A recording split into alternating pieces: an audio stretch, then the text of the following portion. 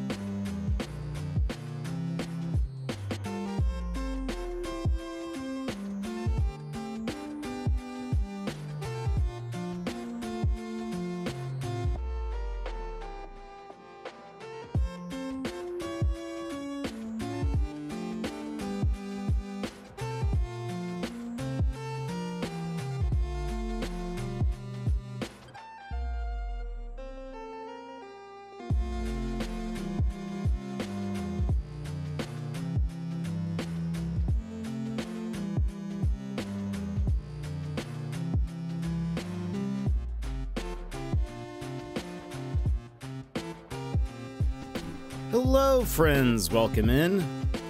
How are you today? I hope you are having a fantastic day. Excuse me. Good night, mate. Let me just double check that everything is working, and then we will begin. Let me lower the music. Also, apologies at the start of stream. The music was blasting. That was my bad. Okay.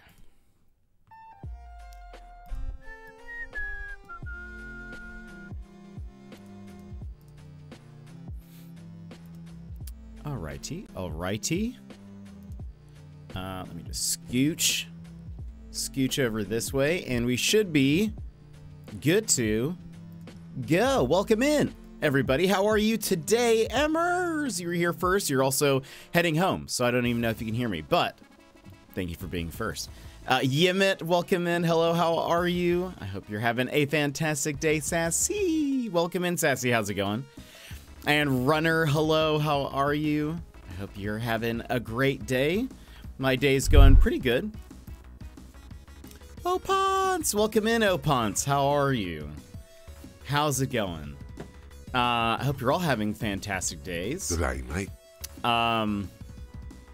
What was I gonna say? Today wasn't too bad, just very cold. Oh boy. What's the temperature over there? Oh, Ponce, how's your day been? How are things? Did you hear about the Marvel Rivals layoffs? It's kind of wild. At least like one of their teams got a bunch of layoffs. So it's the team that's of people located in Seattle, I heard. I guess their main like Chinese team is still didn't get any layoffs from what I heard, but at least the people from the Seattle team got a bunch of layoffs and stuff. Doing good on my vacation now for 2 weeks. Oh, so you started your vacation early. That's so nice, Yimit. It's so nice. Joss, welcome in. Gilmore, welcome in. How are you? 24, and that's the highest it's been all day. Real feels we're in the single digits. It's not that cold here, which is surprising. Here with no sounds, getting groceries and lurking. I'll try and say hi again. I'm waving at you, Joss. But sounds like what happened to us with Apex Mobile. Yeah, I mean, it's still surprising because of how well Marvel Rivals has been doing. But Gilmore, you having a sleepy day? Tencent did that with us. We had a bum deal. That's unfortunate. We had to lay off that team. That's wild. Again, it's just so surprising because apparently, like, you know, Marvel Rivals has sold. I mean, I know it's a free game, but like through skins and stuff, has made a bunch of money. So it's surprising that this soon they would have layoffs even. But just got home from a morning shift. Gonna get some snacks and put away my folded laundry. Yes, I'm sleepy, fair. Today feels like a sleepy day. So I feel that. Also, Opons, how are you enjoying the new season of Apex? I can't remember if I said... I don't think you've been here since I played. I played one match. I've only played one match. I played one ranked. I won, but I was like, I think I'm gonna pause. I think I'm going to wait until there's some balancing to happen. Because the TTK, in my opinion, seems real low. And Ashe seems way too strong. Almost no reason to not be Ashe. And so I was like, I'm just gonna wait. Also, there's some Mirage bugs, and so I was like, I'm just gonna wait. Maybe they'll fix some stuff. Well, I think they're bugs. I hope they're not intended. Basically, one of the things is if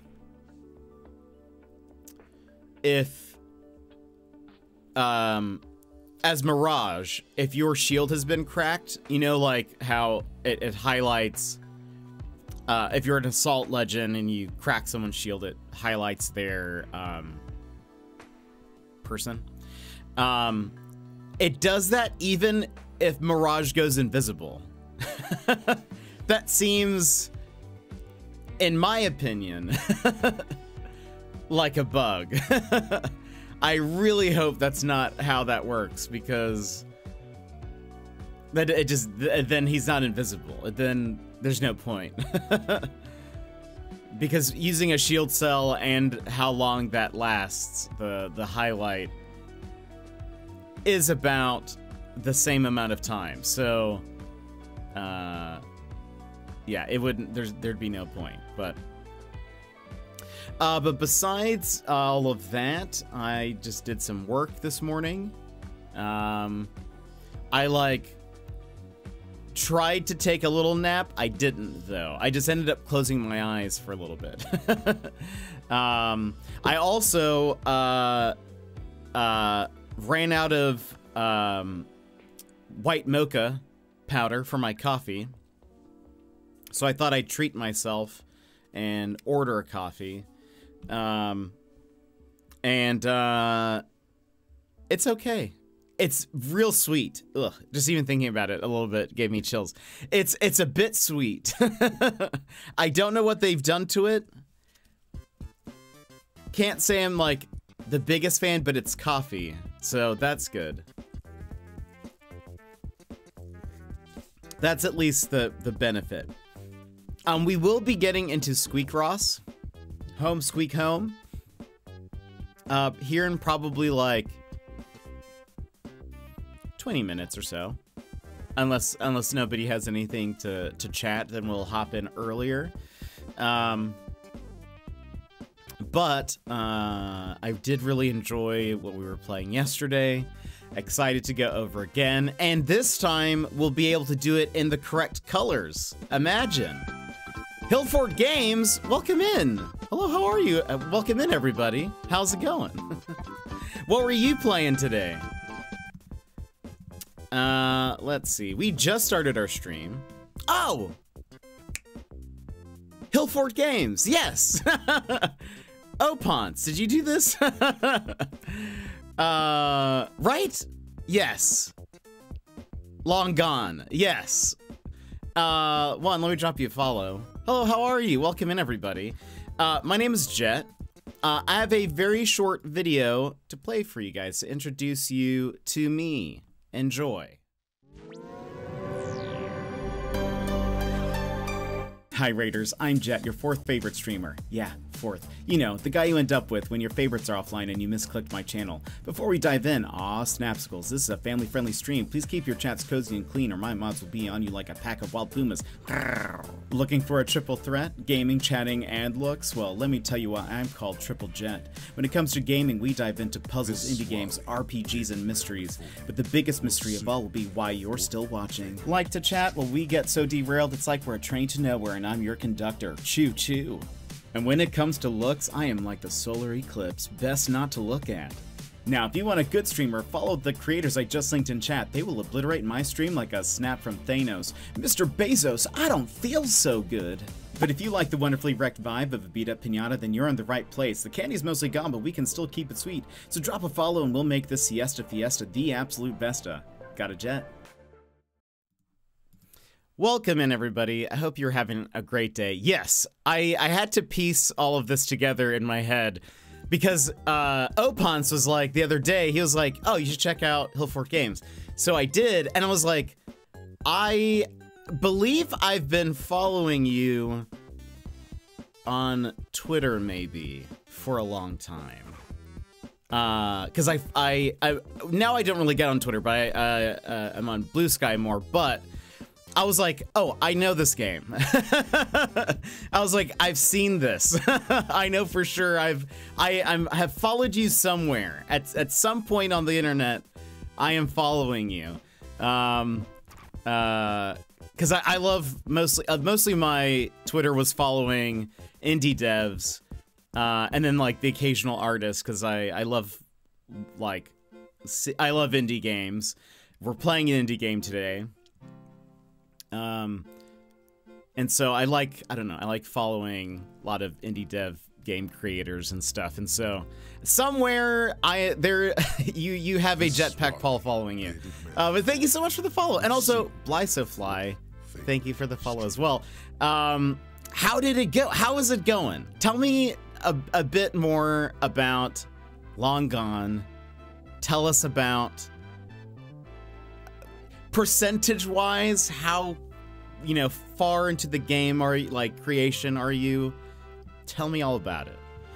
It looks great. I like pixel art as well, and so I think it looks wonderful.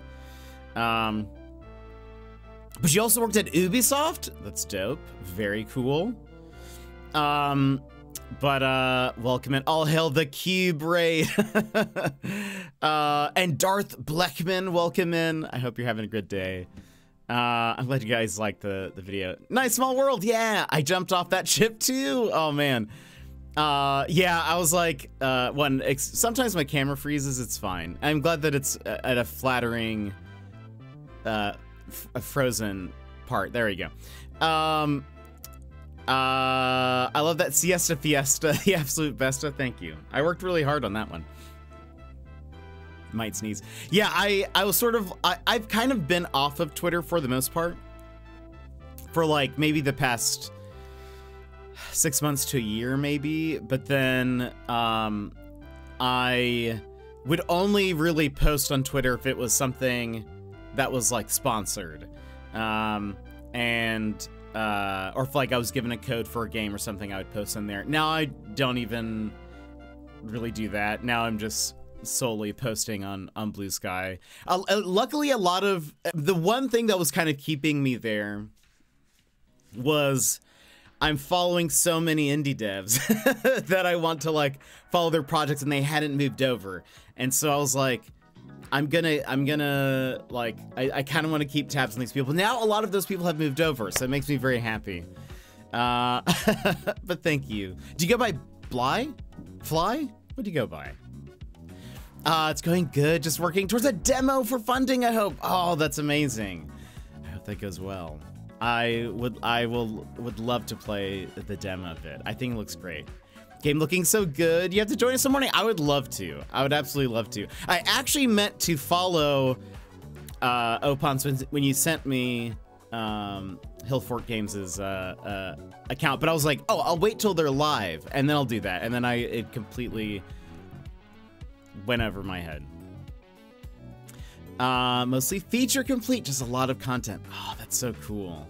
I find myself to be, I think, very starstruck by game devs, I think, because I'm just like, you create worlds with your mind. How cool. I would have zero idea where to even begin with that kind of stuff, so I just find that very, very cool. And Artur, welcome in. Artur. How's it going? Bly, or Blyso, perfect. Lurking, by the way, multitasking, so if you didn't say anything to me, ignore me. No, I did. I was just curious what your, what I should call you. But I hope you're having a good day. We just started stream. We're going to be playing an early preview to a Picross game that's going to be coming out soonish, called Squeakross Home Squeak Home.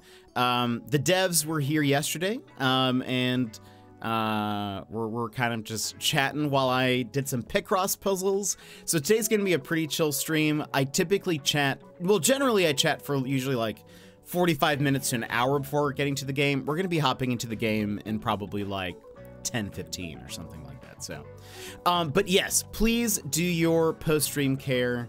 I acknowledge that your name is not Hillfort.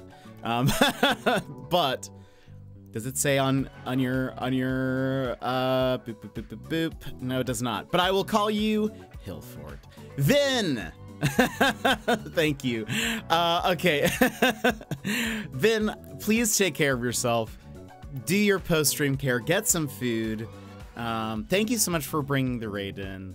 And I can't wait to, one, be able to pop into one of your streams now, but also eventually, hopefully, be able to check out a demo of your game, because, yeah, I think that's awesome. Oh, doing some editing. Oh, so fun. What kind of, like, video editing? Or what kind of editing do you do? Yeah, that'd be awesome.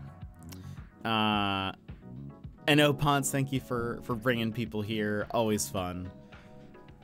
Always love meeting, I don't know, game dev people. I just find that very cool. Opons, I don't know if you heard me earlier. Have you played much of the new season of Apex? Your thoughts? The tweaks and changes? TTK and all of that? But yes, and Raiders, I know what it's like after a stream as well, so if you need to lounge, lurk, etc., totally understand. Today's gonna be a very chill stream. Picross streams end up usually just being me explaining what the strategy is or what I'm doing, trying to make the game genre make sense. Loving the changes. I played one game, I won a ranked match, and then I was like, I'm gonna put this down. I think I'm gonna wait until there's at least some tweaks and changes. Ash needs a nerf, or so help me. Oh, well, of course, that's why you're enjoying yourself. You've been playing a lot of Ash. Yeah, there we go. And dude, welcome in. How are you? She's too strong, Opons. Now that makes sense why you're like, I'm loving the changes. Wait, I'm playing Ash. Right, okay, you're playing currently the most OP character in the game right now. That makes sense. Yeah, okay, it all checks out. I don't know if you heard this. I mentioned it earlier, but I also am like, I'm gonna take a step back for a second, because there seems to be some Mirage bugs, or what I assume to be bugs, or hope are bugs, which is that, like, currently, if you break, like, if an Assault Legend breaks his armor, you know, that's, like, supposed to highlight the enemy. Well, if he goes invisible, it still shows him. He's still highlighted. That doesn't seem right. As Mirage main, that seems like a bug to me, and I hope that gets fixed or something. Yeah, 0 cooldown on that leaf as well. It's a 5-second charge. Supposedly, the rumor is that she is getting nerfed a bit, and that they're upping the cooldown of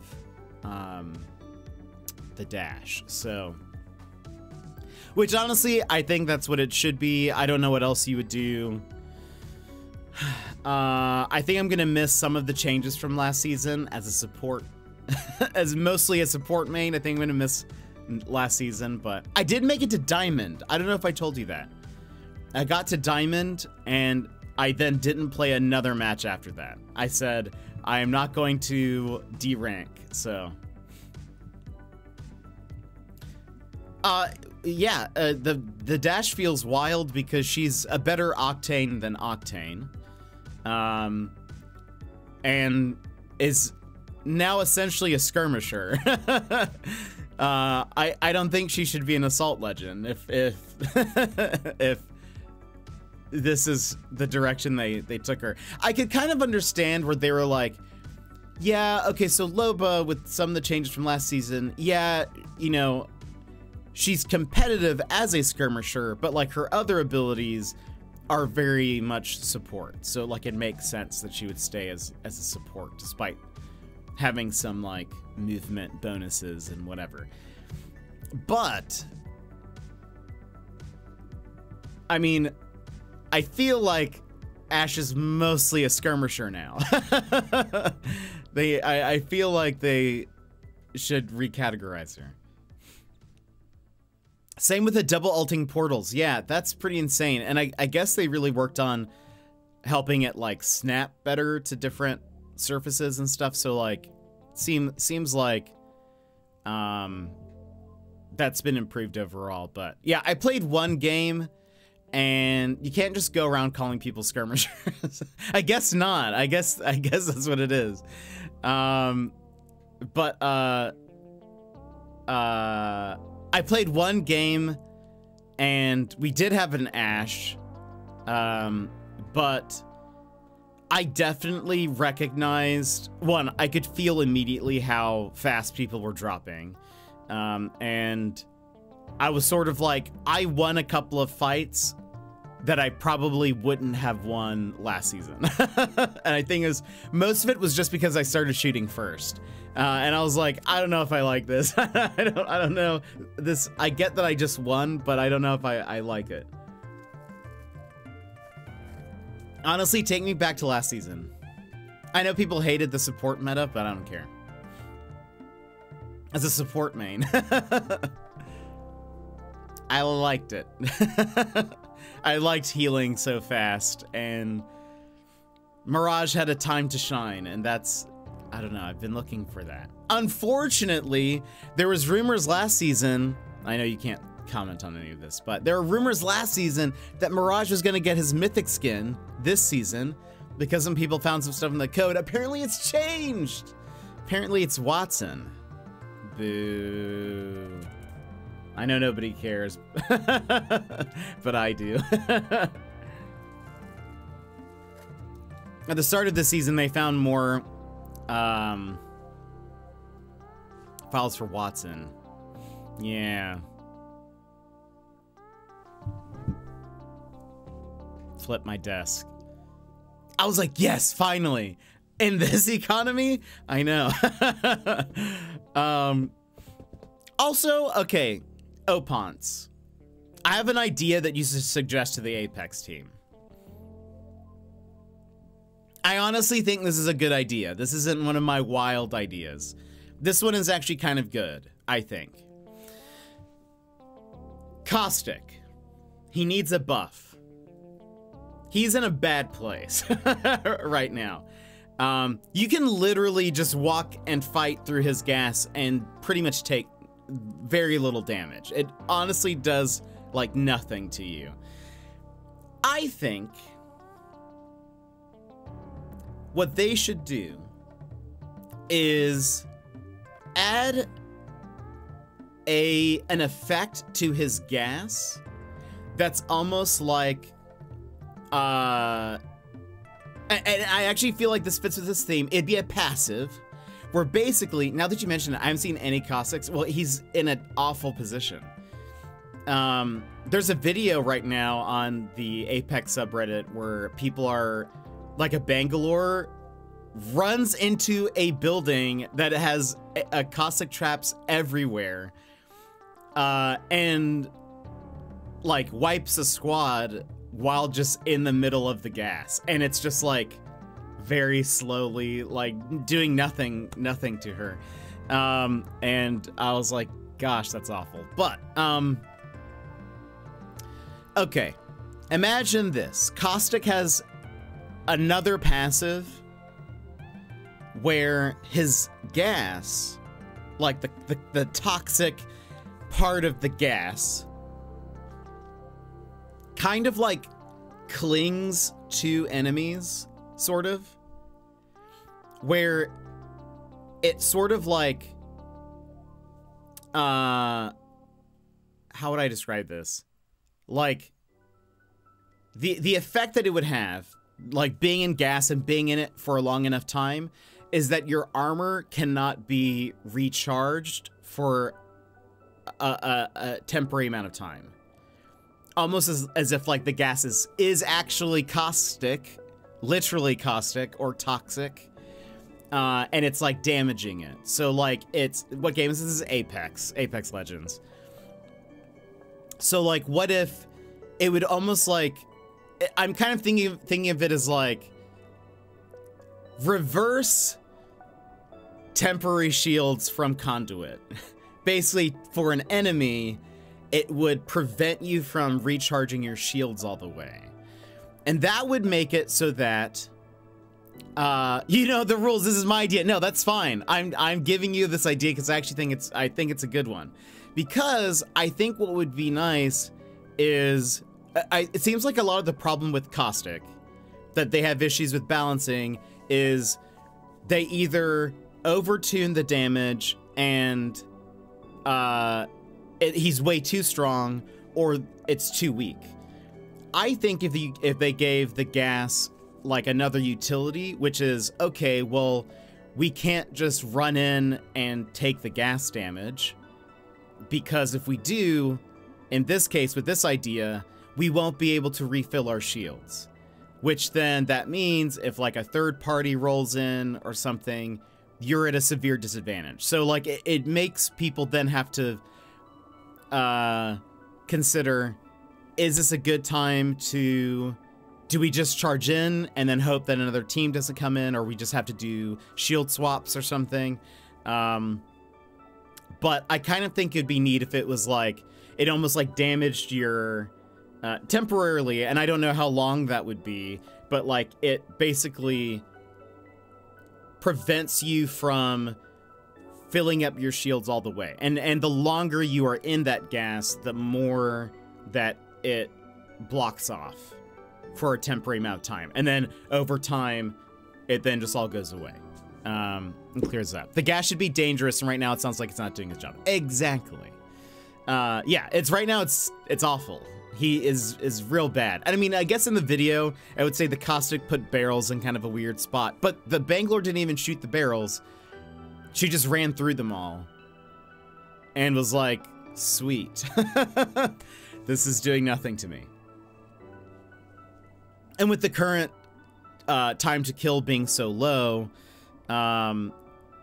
she was able to clear out the enemies before it did anything really too permanent to her. So, like, you know, it just doesn't seem that big of a deal. But, again, I think that'd be an interesting idea. I think it fits his, what's that called? Like his theme. It fits him thematically. And, because it still involves his gas. I think you can just say that he worked on a new recipe or something. I don't know. Mix something up in the lab, and now the causticness actually kind of like damages armor temporarily, and it just prevents people from shielding all the way. And I don't know like how you would do that. Like, I don't know if it's like, well, if you're in the gas for 3-4 seconds, it blocks off like a wedge, or do you do it like by an actual number value, like every second is equal to a certain amount of like armor health? Maybe it's not done by wedges, maybe it's done by like, you know, whatever, but the TTK in ranked feels like round 2. We have 5 squads left. Yeah, 100%. Yeah. I honestly think that's why I won the first match, was because a lot of people landed hot in like Skulltown. It was Kings Canyon, and like most of the match died. Like everyone killed each other. Don't Bear, welcome in. How are you? And we'll be getting into the game here in just a couple minutes, just to give you guys a heads up that I have been enjoying talking about some Apex. Anyway, so Opons, please pass that on to, because I think that's actually, I mean, not to toot my own horn, but I think that's a brilliant idea. And could give him a little bit of a different edge to his gameplay and fighting around a caustic and whatever. He needs a buff, 100%.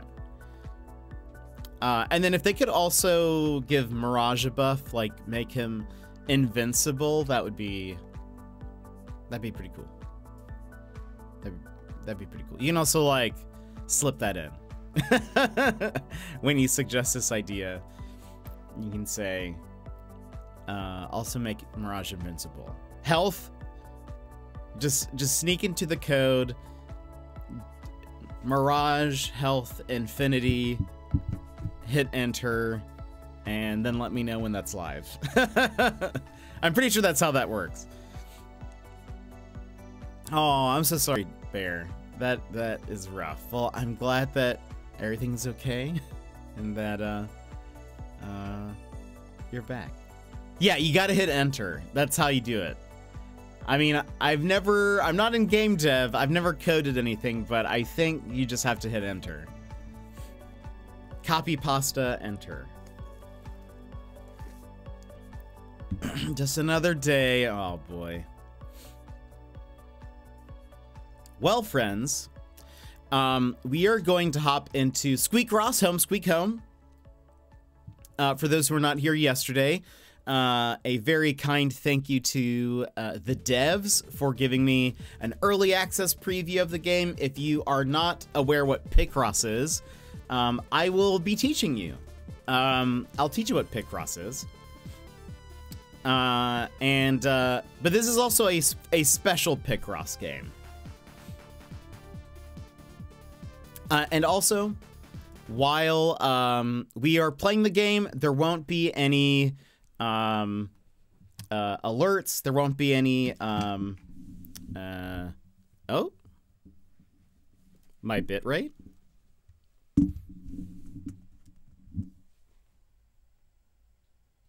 My bitrate dropped. I think we're fine. We're fine now. That's good. At least we weren't in the game. Let me see. Yeah, you froze. I should be back. You're good now. Yeah, I looked over and I was like, oh, the bitrate is 0 right now. Lovely. Let me just double check. Before we get into the game, I need to double check I want to make sure HDR is off. It is. Okay, good. We're good. Yesterday, HDR was on, and apparently it looked terrible in OBS until we switched that over. But, saying this again, one, there won't be any alerts or anything while we are in the game. Nothing else happening on the screen or whatever, so apologies if there are any subs that go through or follows, but thank you guys for being here. Again, the devs gave me a code for this, so thank you for the early preview. The game's not out yet. There is a demo out on Steam. I don't believe, this is different than the demo. Also, some changes were that they actually pushed out an update today So it fixed a couple things from yesterday. We've got achievements working now and some other stuff, but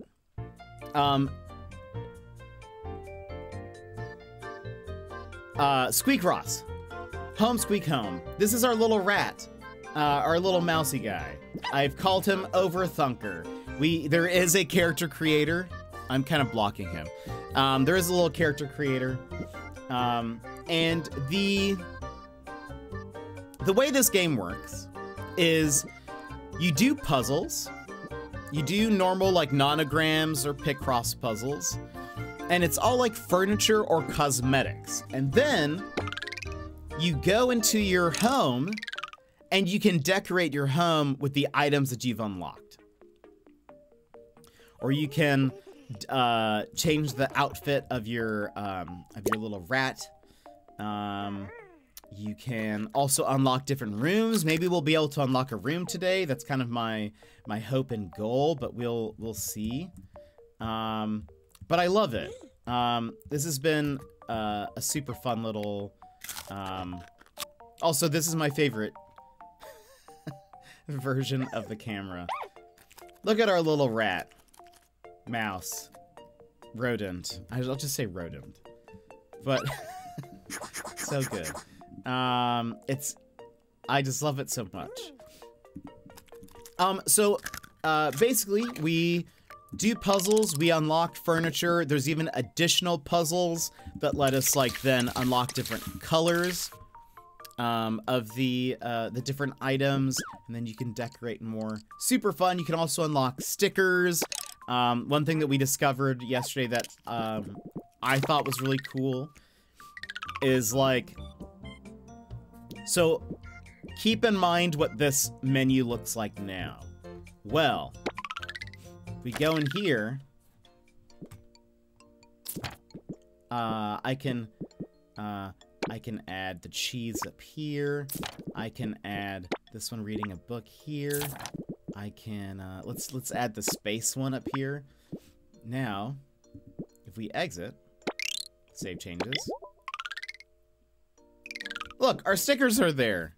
And you can even decorate the puzzles, like when you're playing puzzles, and the sort of setup they have there. Like, I love that. It's so good.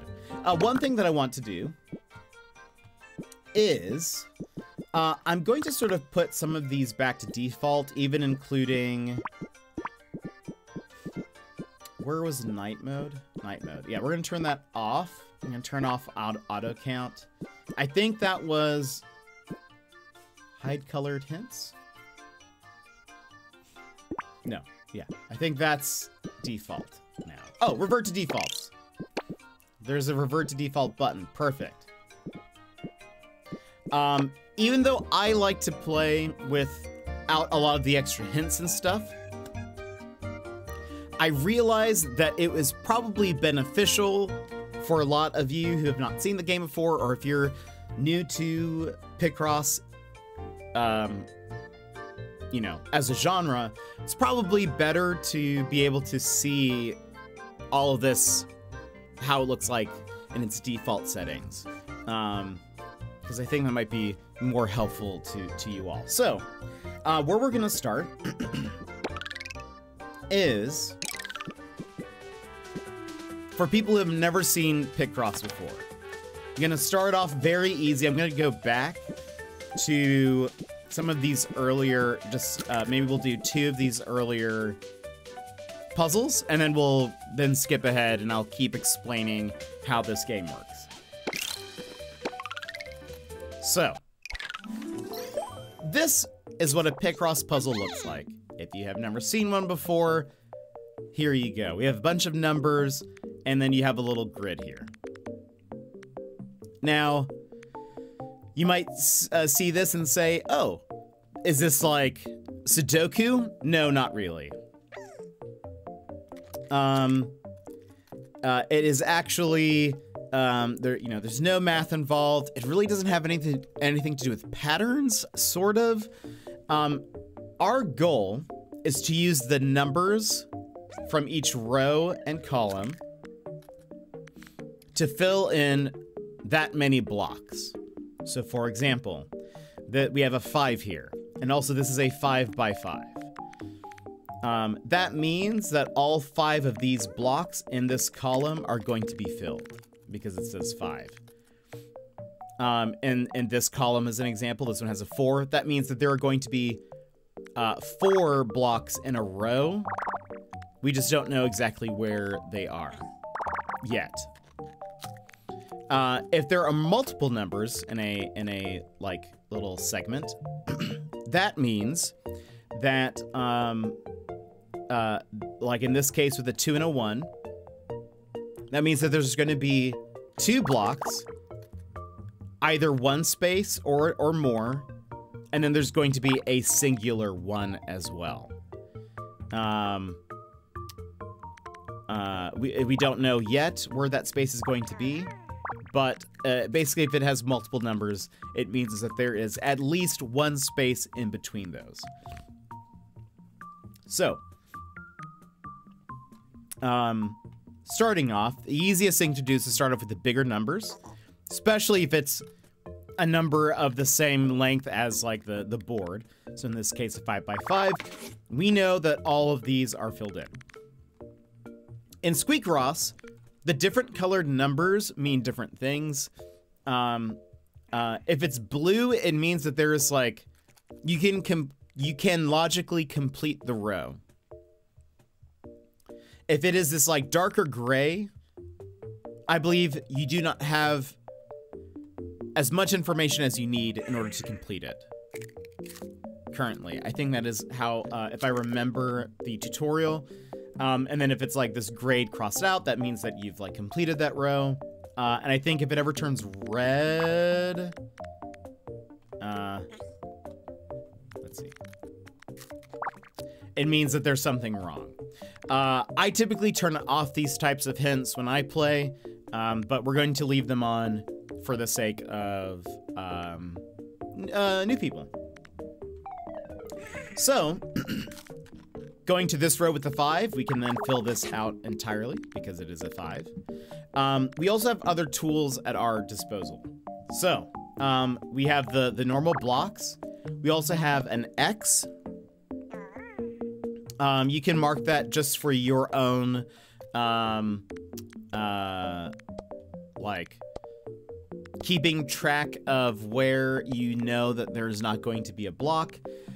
We also have this little, if you click on the middle mouse button, it is sort of like I use it as a placeholder. Some different Picross games have it as like a question mark, so you can say sort of like, I think this is where a thing goes.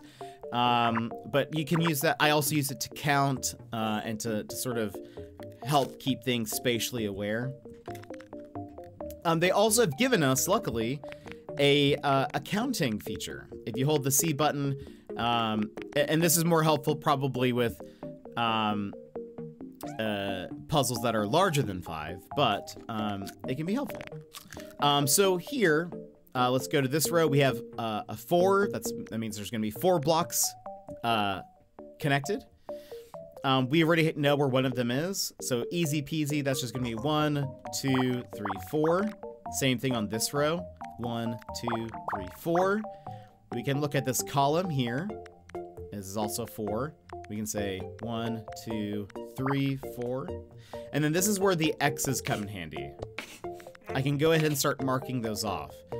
Not necessary to do that. However, I think it's a good preventative measure to make sure you don't make a mistake. We can now also fill in these X's here because we have the 2, 1. We can do that. Here in this column, we have a 2. We already know where this one is, and there's only one available space. Boom. And then we have 1 block left. This 2, this 1, boom. And now we have a chair. That's how we unlock the chair. We'll do another one. Another 5 by 5. So that way, also, I should mention, there, different versions of these puzzles that are a little bit more difficult. So a lot of these here are 5x5s. If you go into this mode, these are challenge modes. This is how you unlock different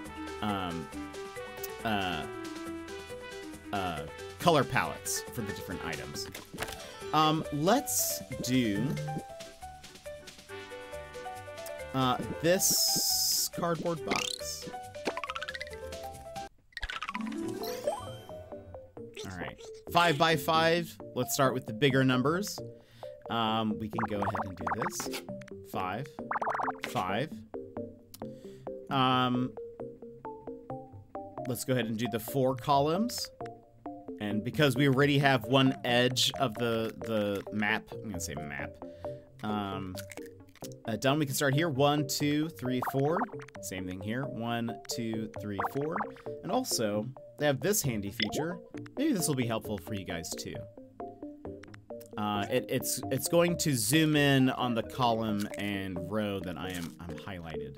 I think that might help a little bit.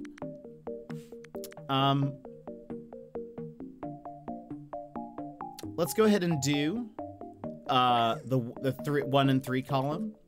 So here, this is going to be a part of the 3. And so I'll actually teach you something. So, 5s are easy. In a 5x5, a 5 is easy to fill out. You just know it's the full row. Well, with clues that have multiple numbers, something that you can do is if you take the numbers here, so a 3 and a 1, if you add those together, that makes 4. And then you count, this is the way I do it, I count the little space in between each number. And I call that a separator. So you take the 2 numbers, 3 and 1, that makes 4. Add how many separators there are. In this case, there's 1. That equals 5. That means you can now do, you know that like those numbers fit in perfectly without having to do any kind of like major trying to figure anything out or whatever. So for example, this is going to be 1, the separator, and then 1, 2, 3.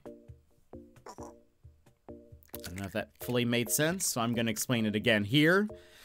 In this column of 5, what I would do is I would add the 2 numbers, 3 and 1, that equals 4, add the little separator in between, that makes it 5, and so I know that it's going to be 1x 1, 2, 3.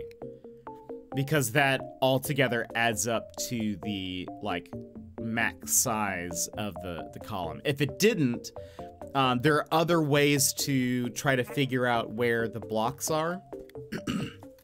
We'll get into that. But that's how, that's like one thing that I learned a long time ago that I was like, this kind of helps me keep track of this. Okay, so this row is complete. And this row is complete. And so for this, the only other option here is the middle, and we have unlocked a box. Now let's do one of the colors challenges for this map. Let's do the sunflower seed. That way we can get maybe some different colored cosmetics. And now we have a 10 by 15. We've graduated. I hope you're ready. So, it is 10 across and 15 vertically.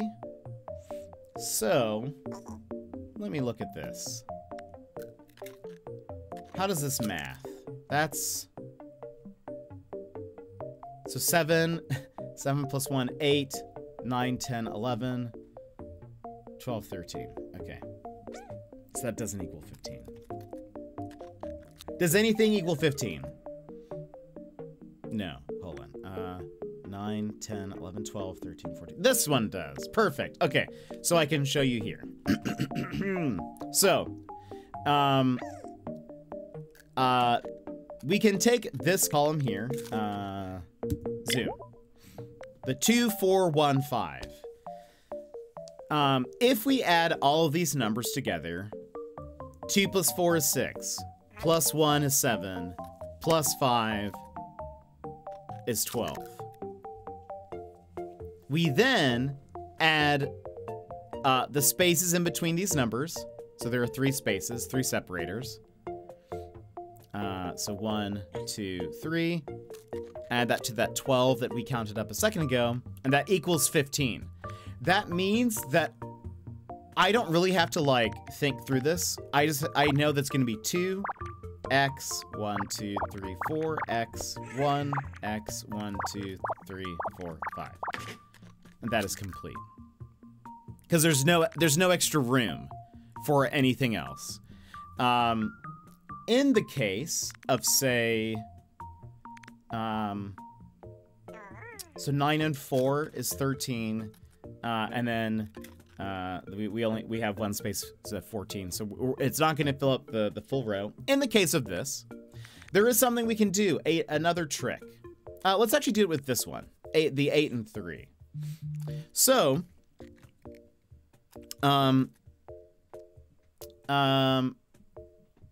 if we are trying to find where the blocks are filled in, it's not going to fit a full row or column. We can do something where we take the clues, the 8 and the 3, and we put them at its most extreme on both sides. In this case, for the column, we're going to start the 8 and the 3 at the very top, and then we're going to take the 8 and 3 and go to the other extreme, starting from the bottom and working our way up. And then we get to see where those blocks overlap. And where those blocks overlap, we know that no matter the configuration, they have to fit in that in those places. So to start off, I'm going to use the middle mouse button to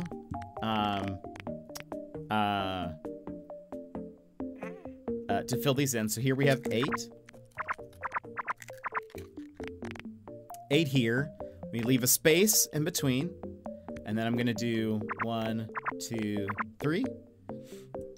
So this is what it would be if we started at its most extreme point at the top.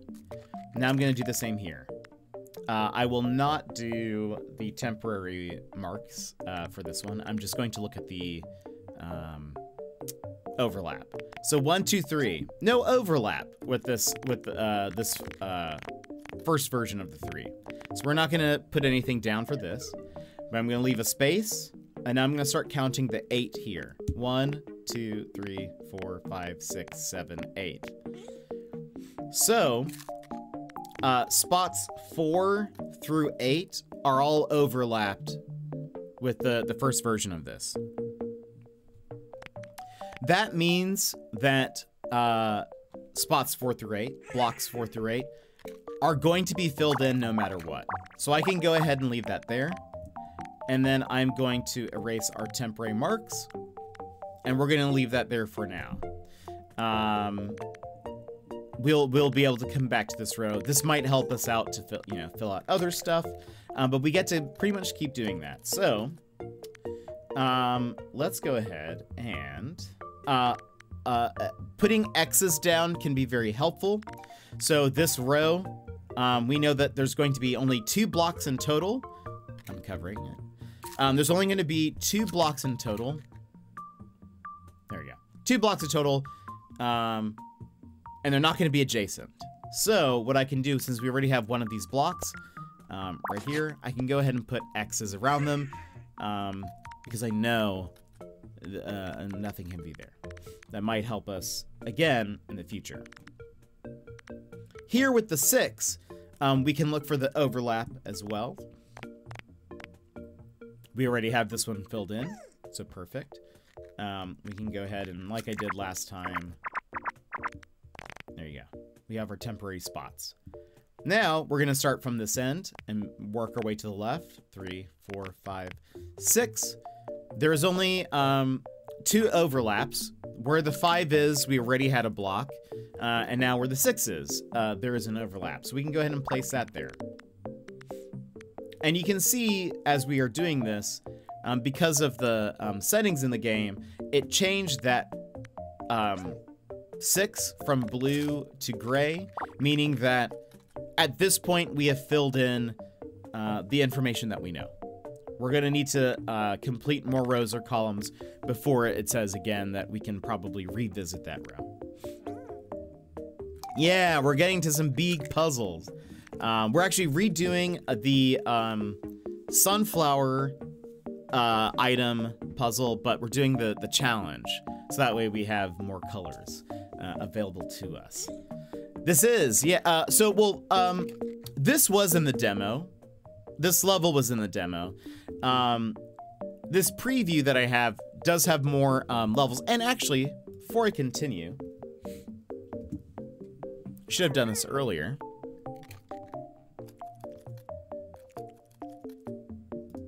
For those that do not know, so I am playing an early preview of the game. What this has, compared to the demo, is this has more puzzles, furniture, and costumes. This has about 400 puzzles. There is now the sticker menu, which we talked about, and UI customization. There are more rooms to unlock, a rodent camera in the house, rodent personality customizations. You'll see that my rodent is just constantly eating. That is part of that. There will be 500 puzzles in total when the game releases, more manual entries, and more cheese mail. Night mode is available now, though I have currently turned it off. Yeah, there's still some puzzles missing from the game. I still won't be able to unlock the last room, and I'm sure there will be just some, little small minor, bugs and stuff, but yeah. So you aren't playing the same demo that we can play right now. Correct. That is correct. But the original demo does have a ton of puzzles available. I was very pleasantly surprised when I first played the demo back in December that just the sheer amount of puzzles that were available. And you can do a lot of home customization already and all of that. So, and again, apologies if my camera freezes. I don't know what's going on with that. Yeah, so this is a bit beyond the demo. Wonder if the demo save will carry over. I don't know if it will. I do not know. Let's look here. Because we have a block here and we know that this is not a used space, we can start counting that 9 from here. So 1, 2, 3, 4, 5, 6, 7, 8, 9. Let's go ahead and fill all that in. And here, we know that there will be an X. Now we have 1, 2, 3, 4. Done. Complete. Let's look. One thing that I should mention, and the game does tell you this, is one thing that you should not do in this game is guess. Guessing is a great way to ruin your life. Because if you guess something and then it turns out that it's wrong and you don't have like the hints or whatever, you will be so lost trying to figure out where you went wrong. So don't guess. Let's go to this row with the 9, because it's going to be easy. You can start from the left side, and we're going to look for the overlap. Let's go ahead and mark all that. So that's 9 in a row, and then we're going to start here, and it's going to go to this point. So I'm going to mark just the overlap. So 9, 8, 7, and 4, 3, 2. And then we don't know, excuse me, we don't know if the 9 starts here or if it starts here. Yeah, write that down. No guessing. Great way to ruin your fun. Let's see.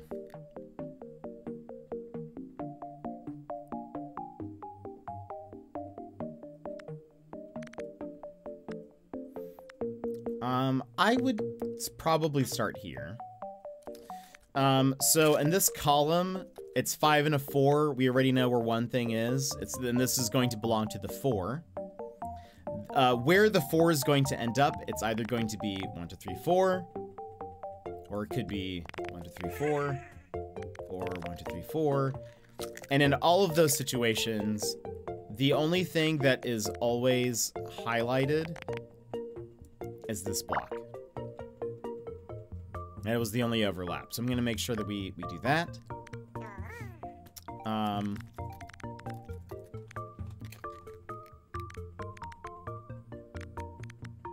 Where else do I want to go?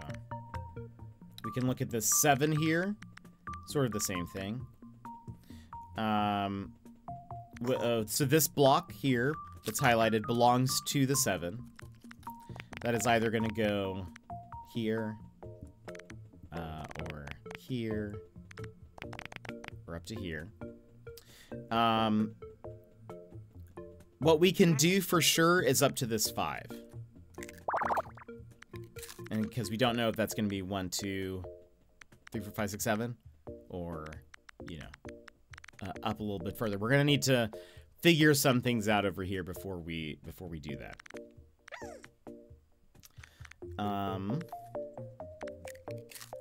That belongs to the 7. We can place one block here.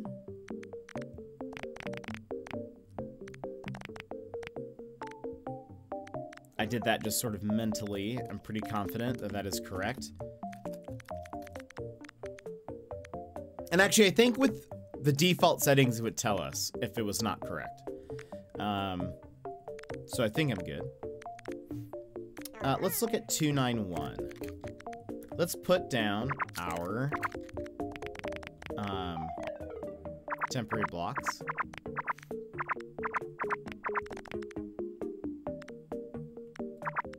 Okay, that's the 1 in this case. And then we'll start here. 1, X, 1, 2, 3, 4, 5, 6, 7, 8, 9. We're gonna go here. That actually has completed this 9 because we already had that block here. And hold on, I lost count. 1, X, 1, 2, 3, 4, 5, 6, 7, 8, 9. It was gonna be X. Oh, wait. Uh-oh. I've miscounted. I think. Good thing there's an undo button. Way to go, devs. Wait. I don't know what I just did there. Oh! You will lose 20 redo steps. Yeah, that's fine. Okay, that's neat. That it warns you. Okay. I think I put 3 here. Did I? So 1, 2. All of these get filled in. Oh, maybe it was fine. I looked over and there was also a circle here, and so I was a little confused. And that's the 1. 1, X, 1, 2, 3, 4, 5, 6, 7, 8, 9. We're gonna fill this in. X, 1, 2. There we go. That is what we know from this row. Actually, we can place the 1 here because this is the 9, so we can put X's here. That means the 1 has to go there. We don't know where this 2 goes. Now we can fill this, and we can cross those out. Here we can put the 3. Boop, boop, boop. That's 5. Cross that out. And once you figure out sort of the basics of this puzzle, you can start to kind of zoom. You can kind of just start looking around and being like, all right. You know, here in this column, it's a 5 and a 4. I know that nothing is going to go here because there's already an X here. So, you know, obviously nothing can fit there. Here, this belongs to the 5. And so it could be this. We're gonna fill in these 2. And then this goes to the 4. And we don't know where exactly all of this falls.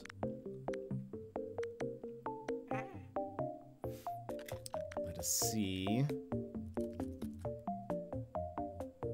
Here, for the 6, we can at least put 1 here. And this goes to our 7. So we can put blocks where that 7 and 4 are. Put an X, and then 2. I could have actually figured this out using my thing earlier. If we had counted 7 plus 2 equals 9, add the divider in between, that would be 10. We could have placed that before. I just didn't realize that. So if you were watching at home and were like, Jet, please fill that in. I apologize. I didn't recognize it until just now. That is my bad. Okay. This is the 2 here. So X1. And this is the 3. Whoops. That goes there. Is this another one that would have added up? 1 plus 3 is 4. Plus 2 is 6. 7, 8. My mouse is acting funny. 8, 9, 10. Counting the separators. Let me, mouse, are you okay? It's like getting stuck on my mouse pad. Let's see, where are we now? This 4 we can figure out. Boom, figured out. The 5 we don't know yet. This we can at least connect. Kimmy, welcome in. How are you? How's it going? I hope you're having a fantastic day. Here we can put some X's and fill in the rest. Boom. I am good to hear. Good to hear. I had a question. Yes. I might have an answer. This 1, 2, 3 is going to be the 3 here, so we can fill in these X's. I can put a 4 here for the 6 on this row. This is the 2, X, 1, X, and then 1, 2, 3. What else? I just don't want to go too hardcore on the demo if the save doesn't carry over. I will say when I moved over into this preview, it did not. But I am not too sure. But, you know, it could be good to... what's the best way to contact you? I know you follow me on Instagram. You can send me a question there, or on Discord. Also works. Either or. Either or works for me. Yeah. Thank you. Thank you for asking. Yeah, so the demo info didn't carry over to this preview. I don't know if that's going to be, you know, when the full game releases, if anything will change. I'm sure there's a lot subject to change, but yeah. At the very least, checking out the demo, then we do it all over. I mean, to be fair, that's also the fun part of Picross sometimes is getting to replay some of it. So, you know, depending on it, you know, how comfortable you are with Picross, it might be good to give it a start and then sort of see yeah, what you think, and if you like it. I honestly think if you are somebody who has not played Picross before, I think this is one of the best games to get started with. The amount of quality of life features that this game has in comparison to other Picross games is kind of wild, in my opinion. We were talking about this yesterday, but it is wild to me how many games in this... There are a ton of games in this genre. But the default, like, what you can expect from different companies and different dev teams in the different Picross games, it completely runs the gamut of features and quality of life stuff. We were talking about this yesterday. Some Picross games only give you a block, and that's it. They don't give you X's. Most of them do. I would say it's actually kind of rare, more on the rare side, to find one that gives you the little, like, placeholder ones. And I love those. And so, I think the first Picross game that I played had placeholders. And so then, when I went and played some other ones, I was so surprised. Oh. Yeah, something is going on with my bitrate, it seems. Apologies. Luckily, I'm also recording this, so that is fine. As I was saying, some Picross games don't even give you the placeholder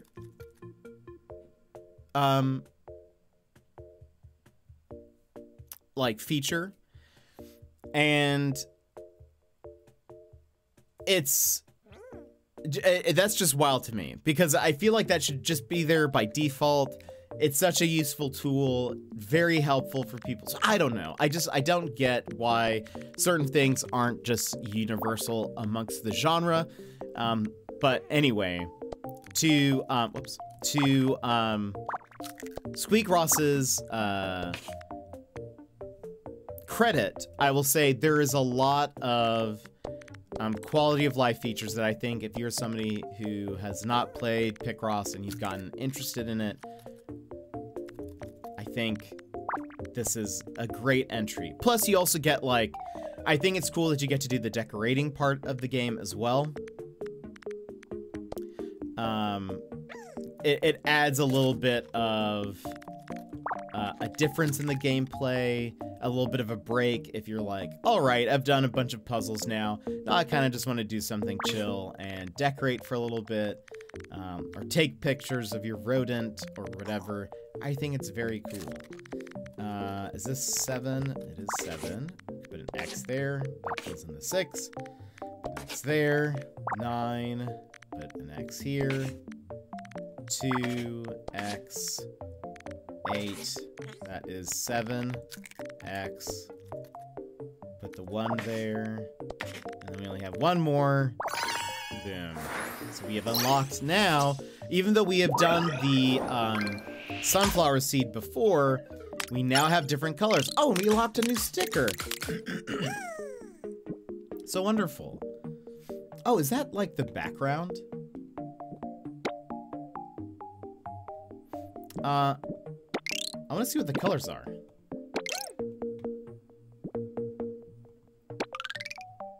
So every few placeholder, yeah. So I call it that. It's the little circle marked ones. So in some games it's on a circle. Sometimes it is a question mark. But some games don't have that as like an option for you. Oh, wasn't I wearing the apple hat before? Did I take it off? So there are 2 sunflower seed options. We've got the dark one and the light one. We'll keep the light one. Dangerously cheesy. I love it. Okay. So now, let's go to the normal puzzles. We're going to continue from where we left off yesterday. I'll do my best to keep explaining things. We have a 15 by 8. So 15 across, 8 vertically. This row we'll be able to fill in easily because 13 plus 1 is 14. Add the little space in between, that's 15. So we know that it is 1 and then 13. Done. Easy peasy, and that helps us. We can look at this column, go ahead and mark that. This, we can put an X here. This belongs to the 5, so we can go up to here from this point. We don't know if the 5th one is here or if the 5th one is here, so we're just going to put 4 in this spot. Same thing here, because this column is the same. In this case, we know that this one is the singular 1. Looking at, I'm currently just looking at columns right now, if you're following along. And we can do actually the same for all of these columns. And this one. And then here with the 4, we'll be able to fill up to 3. But we can go ahead and place some X's, because this 4th block is either going to go here or it's going to go right here. So these are going to be empty. We can finish this row. Done. And now we can finish this column. So 1, 2, 3, 4, 5. Put an X here. Put an X here, because this is going to be a 10. How many spaces do we have here? 12. All right, let's look for the overlap. So I'm going to use the placeholders. Again, I don't know what you would call these. I call them placeholders. And that's just because it helps me visualize the overlap. And then we're going to go from the far side and count to 10. And so basically, spots 3 through 10, we can fill in confidently. Oops. And then we don't know where the other 2 spots are. But I can now look at all of these and fill them in. I love when you're able to put a bunch of blocks on an edge, because it makes it a lot easier to fill in the rest. 5, we can at least do the 1. 5, 5, 5, 5. And now if we look at this here, we can put X's here. There's the 3, and this belongs to the 5. Here we can put an X on this part.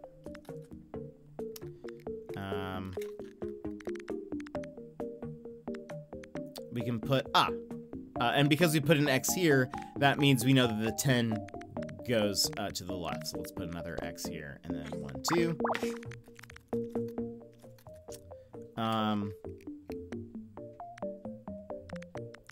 Here we can fill out these 4s,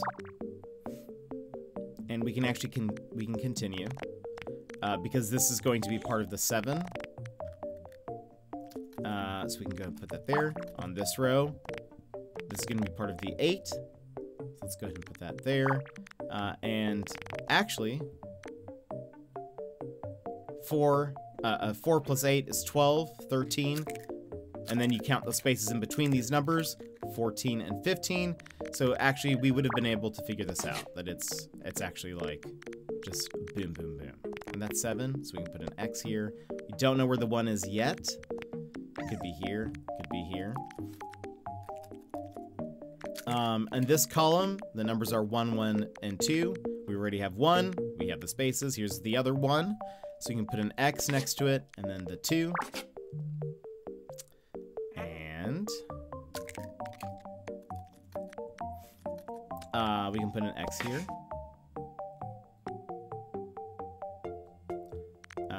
We can put an X here. There's the 3. That means we can finish this column, which is 5. Mark an X here, put the 5 here, which also helps us with the 2. And put a 1. X. And now we only have 1 available spot. It's going to be here. And now we have a sofa. Or a couch. Same.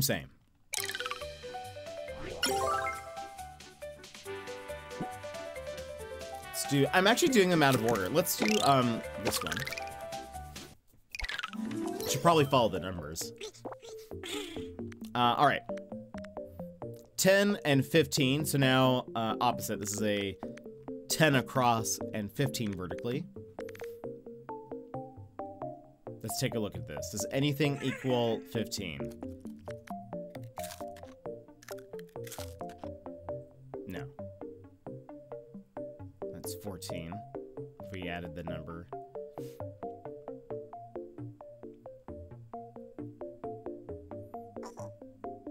Okay, so nothing there. Does anything here equal 10? Yes. So this here, 6, 7, 8. So 6 plus the 2 ones is 8. Count the little spaces in between and you get 10. Joss, welcome back. Obsessed with this game already. I'm so glad. I love it. So with this is an easy way we can complete that. Because all of this added up to the amount of blocks that there are.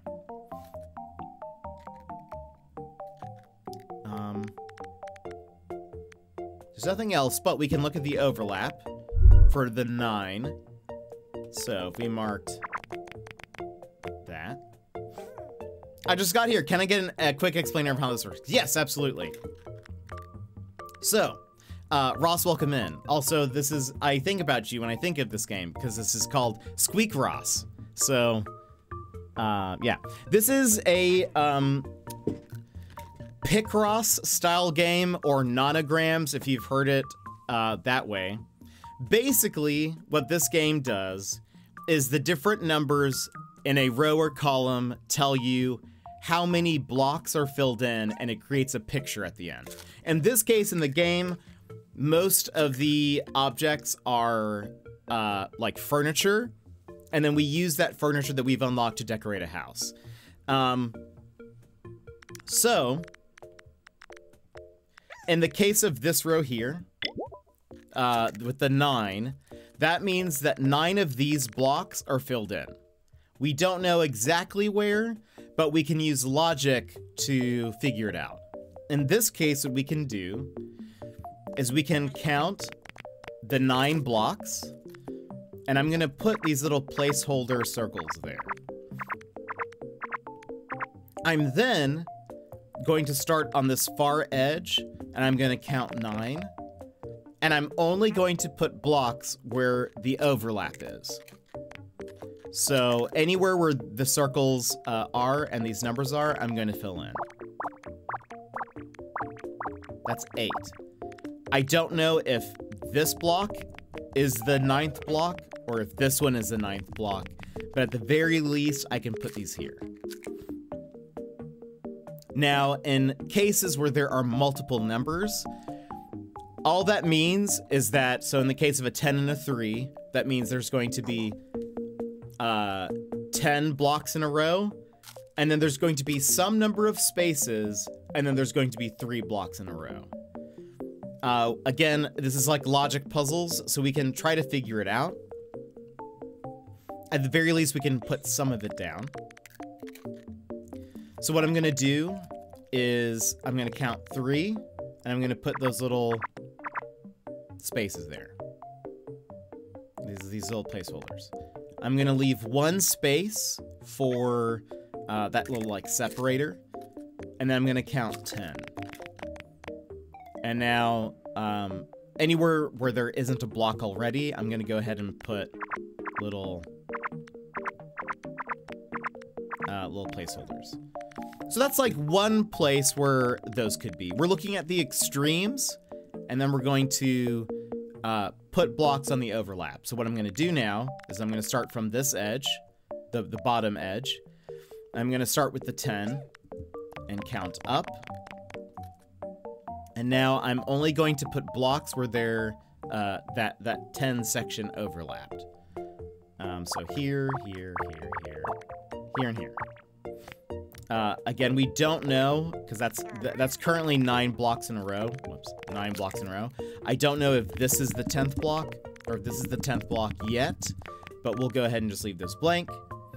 So this would have been from here, 10. I'm going to leave 1 space, and then I'm going to count that 3. 1, 2, 3. So only 2 squares have overlap here. And that's that. And so I'm going to remove these circles. That is all that I can do currently with this column.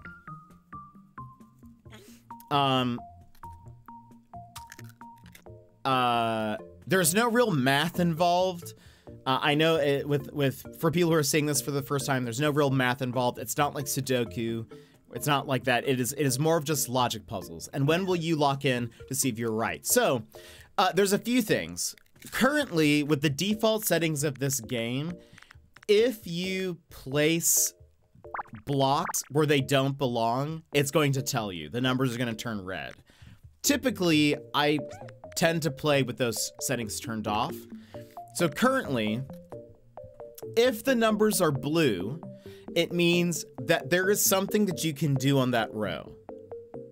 If it is dark gray, it means you have done everything you can at this point, and to continue playing, continue filling out rows, and eventually that row is going to turn blue again. If it turns gray, it means that you've done everything. And if it's like crossed out, it means you've done everything. And then again, red is if you've done something wrong. So like in the case, once we have filled this out with all of our X's and whatever, it will then show us a picture at the very, very end. I'll try to speed through the rest of this one, just so you guys can see.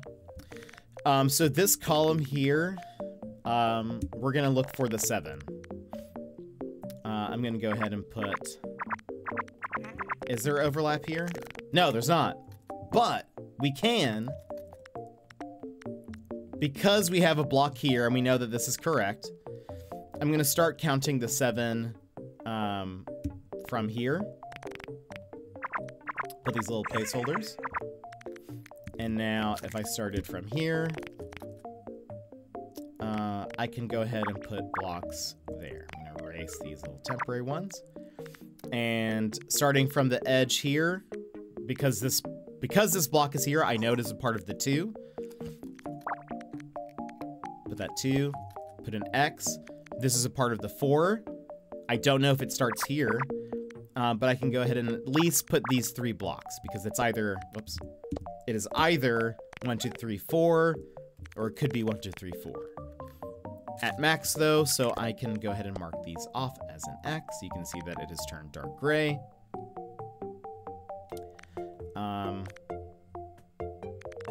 Did I finish this? Oh, what I can do is, I can go ahead and put X's here. There we go. That's what it was telling me to do. I can go ahead and put X's here. So this belongs to that 1 on that column.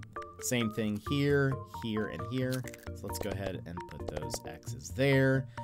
Putting X's is not required, but it is very helpful. We can go ahead and fill out this row. This is a 5 and a 1. There's only 5 spots and 1 left. So that's the 5, that's the 1. This belongs to that 4 on that column. Let's go ahead and just fill this in. I think that's all we can do. Here we have a 3.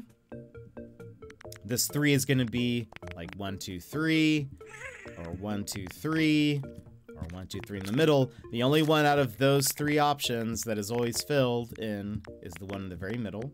So that's the 3. This column here is a 6. And there were, so that is that. I can put an X on this row. These 2 blocks belong to that 5, so I can fill that in the middle. I know they can't go that far. That is a 1 on this row, column.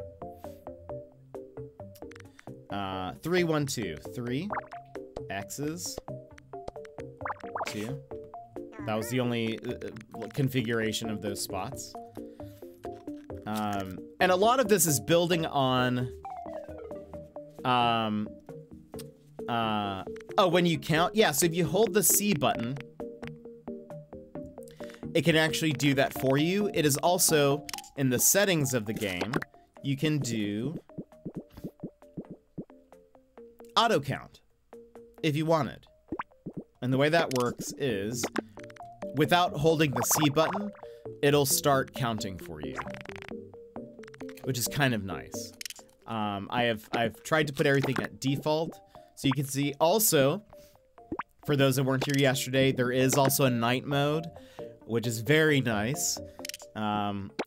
I'm going to play in light mode for a while, just so you guys can kind of see it. Get used to it. But what else do we have? Okay, I can put X's there. There's the 5. I can put an X here.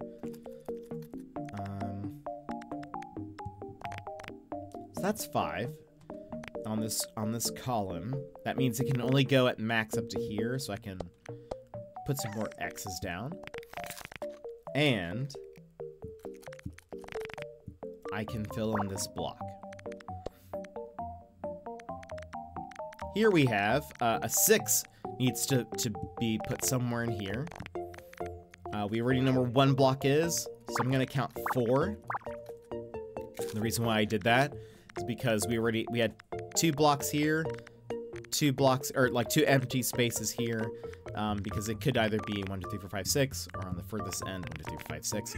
You will see. So as you play Picross games, you get used to certain patterns. One of those things is like if you're trying to find where certain blocks go, a lot of times the overlap will be will leave an even amount of spaces on both sides. So in this case, it's leaving 2 empty blocks here and 2 empty blocks on this other side. And so I just know that. It's hard for me to explain why, besides what you're essentially doing is looking for the overlaps, but I'm just skipping a step in my head. I probably shouldn't do that because it's not helpful to you, but I am essentially counting in my head the overlap, and I knew that it was going to leave just 4 blocks filled in with 2 blanks on either side. I can put an X here. That's where this 3 goes. This is now 10. Wait for it, 10. So I can put an X. Here we have a 6. I'm gonna go ahead and fill those in temporarily. And here's the overlap, and you'll see again kind of what I was saying. The overlap is only going to be these 3, and so it's leaving 3 blocks here and 3 blocks here. So sometimes you get kind of used to that, and you can kind of just like, all right, I know how many blocks is going to be empty just by looking at this. We can put that there. That's 7. That's the 2, and there goes the 1. Overlap of the 3 is here. 3.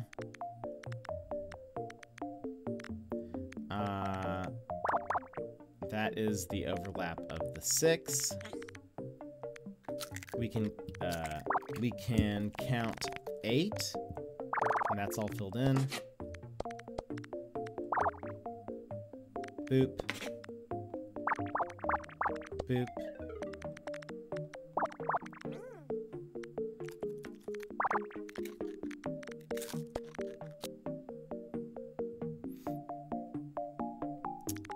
Two. That's the rest of those spaces. I can put some X's here. Again, it is helpful to put X's in. It'll help you kind of fill in the rest where you're missing.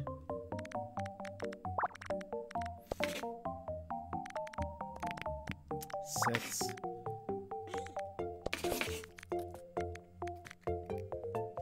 All right. So we have that as the last bit of this column. A 3, and we're done. So this is what happens when you're done. The item transforms, the puzzle transforms into its final item. And then, for those who have not seen, we can then go to our house. And we just unlocked a stack of books. So now we could place that if we wanted that in our house. Again, there are multiple rooms that you can then unlock. Lots of different things. We've only completed 20-ish puzzles, not including the some of the challenges that we've done, but there you go. So I hope that made sense. I will continue to explain. We know this next one's going to be a mocha pot. Before we continue, just give me 1 second. I'm gonna blow my nose, and then we will be right back. In the meantime,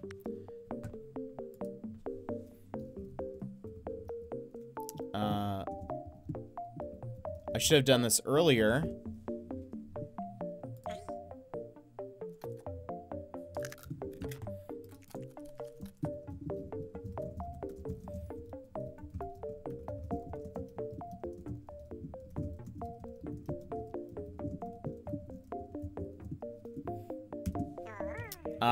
There is a link to Squeak Ross Home Squeak Home on Steam. Please go wishlist it. It is a fantastic game, and you can see a little bit more of some of the stuff that you get to unlock, and some of the cool stuff that you can do. So I will be, just give me a couple of minutes. I'll go ahead and run ads while I'm up, and we'll be right back.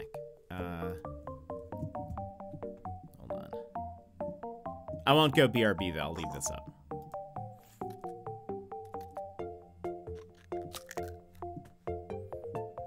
Okay, perfect. BRB.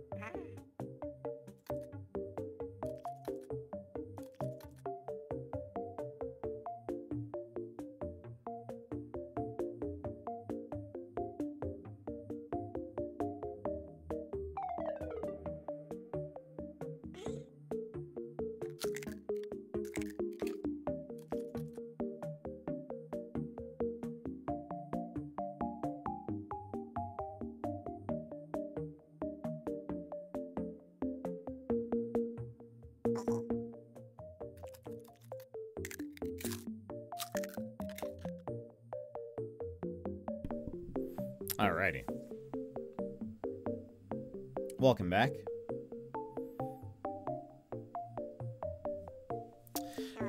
Okay, so we are going to work on this 10 by 10. 10 by 10 shouldn't be too difficult for us. So, none of this adds up to 10, right? 6, 7, 8, 9. That's 8, or 9. So no. So we're gonna start with the 8 here. That's our largest number. Counting 8. I'm gonna fill this in. We're gonna look for the overlap. So I've counted 8 from the left side. Now I'm going to count 8 from the right side and fill in the overlap. So from numbers 3 through 8, I'm gonna fill these in.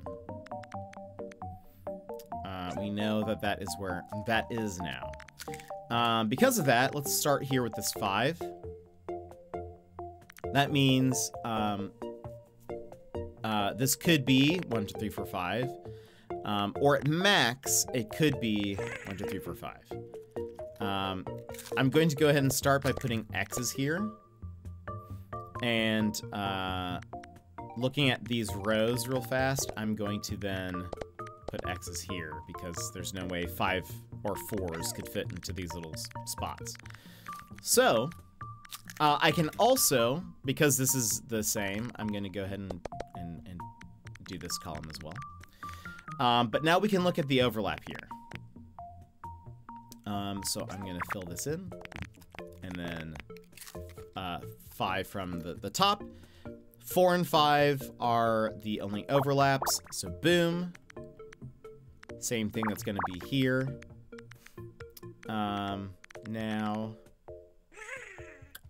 6, the overlap is going to be these 2 in the middle.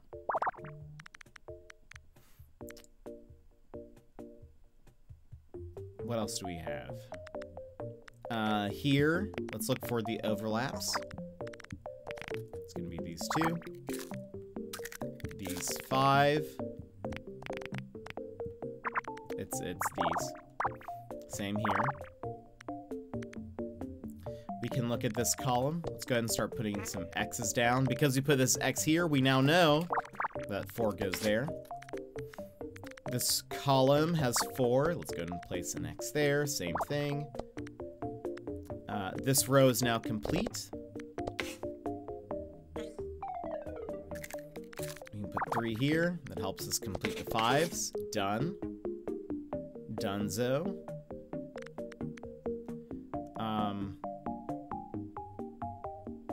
So this is part of the 2 on the column. That means it's either going to go here or here. So let's go ahead and put extra X's there. And here. Let's go ahead and fill those in. Or it could be here. So let's go ahead and put that there, leaving blanks. And this will be the same.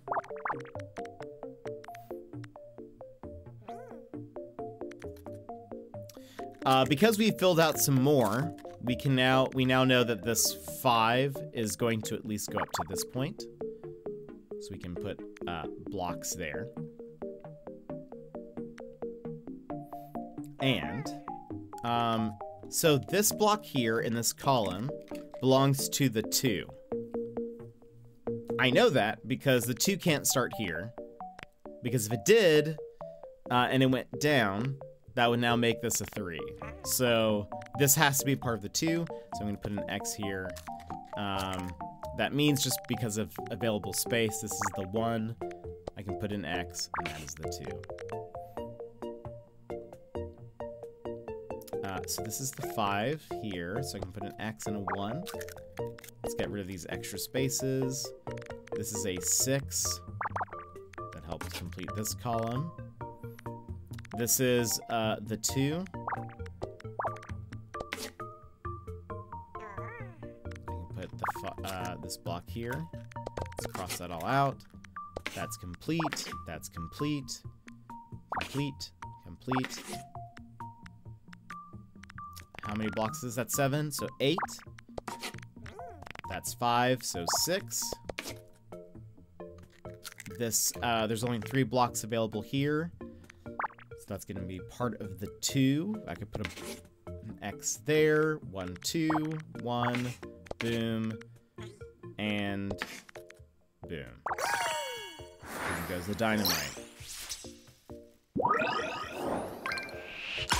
Love it. Also, I have a Mocha Pot. I have never used it. I find myself afraid to use it a little bit. Let's look at this melancholic picture. I am very curious to see what it's going to be of. Oh wow, a 15 by 15. We're doing it, everybody. All right. starting here. This is gonna add up to 15 because it's 13 plus 1, 14.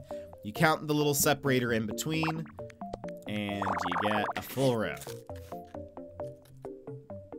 Here, we can add 4 with X's. So that's 11. And that's 11. X, X, X, X, X.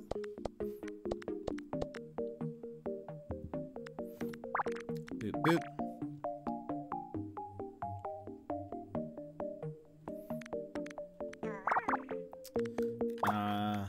Don't know that one. Whoops. That's 5, okay. 2, we can go up to 7 here. Put 1 there. Put X's here. That means that's the 2. 1 and 11. And then from here, 11. So we can fill in all of these. How much do we have fill in there? 10. Okay. That's 8. Okay. So now I'm zooming. And I'm hoping you'll be able to follow along. If not, trying my best to keep you in the know. Let's see here. We have 6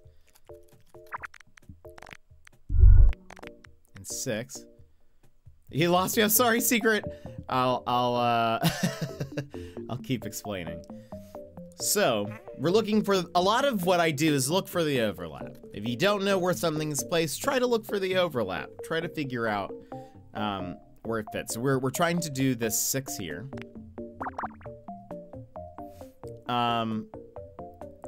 And the way I do it is by using these little circles as temporary placements.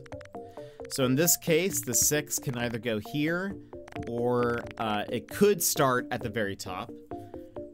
Regardless, what we do is we look for the overlapping blocks, because we know that those will always be selected no matter what. So in this case, only the spots at 5 and 6 on this count will be filled in. That is where we know for sure it will be. I can go ahead and put X's next to these blocks here. Let's go ahead and look at this row for the 181. I'm going to put a temporary thing there for that 1. I'm going to put 8 temporary spaces here. Leave a space, and then add that 1. And now what we're basically doing is taking, imagine taking these blue circles, and we're now shifting them over to the furthest end. We started on the left end. Now we're going to shift them over, and we're looking at the overlaps. The ones will not overlap. That's where the 1 would be. We would leave a space, and now we start counting 8 from here. Now here is where I used to get tripped up in this technique, and you just have to keep in mind. So I am currently looking for the overlaps of the 8 blocks. Even though there is like technically an overlap on that first, like on where the 1 number is, the number 1 is, there's a blue circle underneath it. When we were setting up that initially, that belonged to that number 1. That belonged to this this one here. Even though we are going over that block, we are not going to select it, because essentially you're trying to look for the overlapping segments that belong to that number. Does that make sense? I can explain it again. So basically what we're trying to do is we're taking, imagine taking these set of circles, and we're just shifting them over to this spot. So that this one is over here now. Just mentally moving it over. So that one would go there. I'm gonna leave a space, and I'm starting to count the 8 from here. The only ones we are going to fill in are the numbers 8 through 3 that are currently counted. We don't know where the 1 is exactly, so we just look at the 8, but we're keeping the 1 for spacing. Yes, it is just, I need it for like the mental spacing, or like of me processing it all. But even though I used to get confused when I first started playing, I was like, okay, but there is an overlap here, so I should mark that down, right? No, that is where then you mess up. Or sometimes you end up being right, and that's what messes you up even further. So that is where that goes. And then there would have been an X and then a 1 here if we had kept going, but there will not be an overlap with the number 1. So, at this point, it has now turned this row from blue to dark gray, which means we've done all that we can at this point. We can start putting down some more X's, whoops, just to help us. Here, that was 4, so we're done there.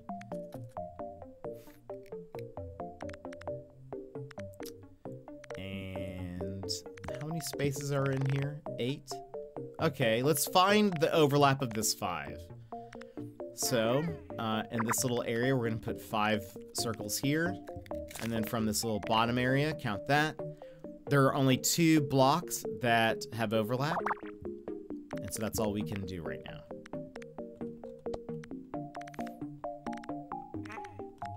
Let's go ahead and mark some more X's.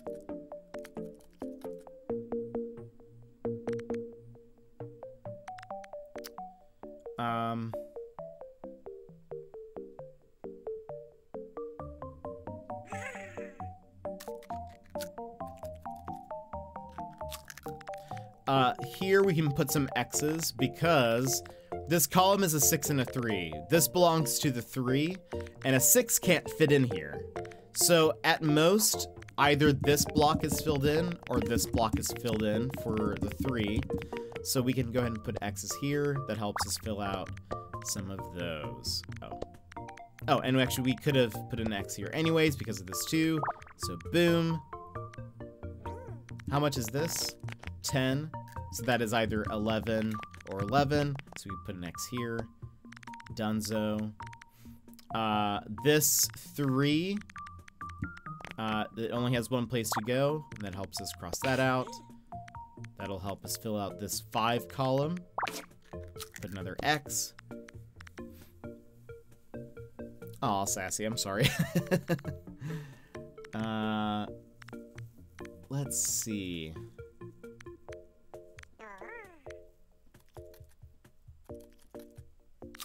Oh, 6. All right, let's look for the overlap. Fill those in. And now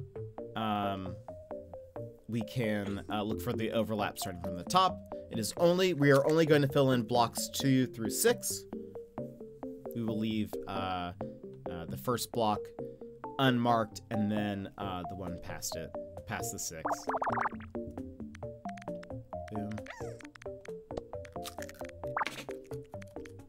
How much is that? 10. Okay, we can put some X's down. Put an X down here.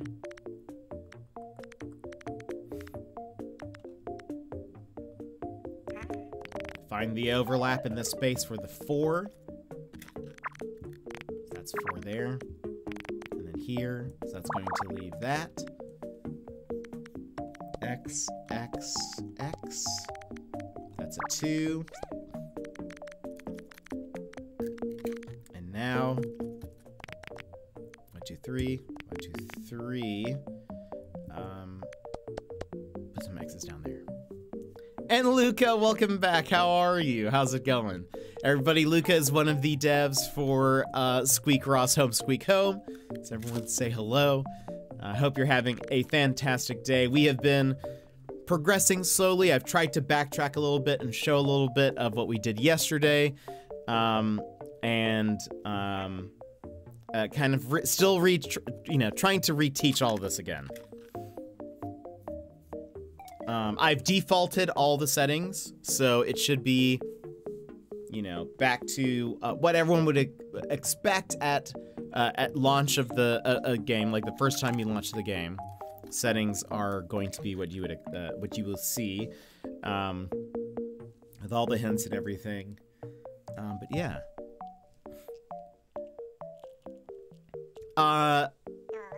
Oh no, you're so good. Really enjoyed yesterday's stream, so I'm here for the fun. Perfect. I'm glad. No, you're totally good.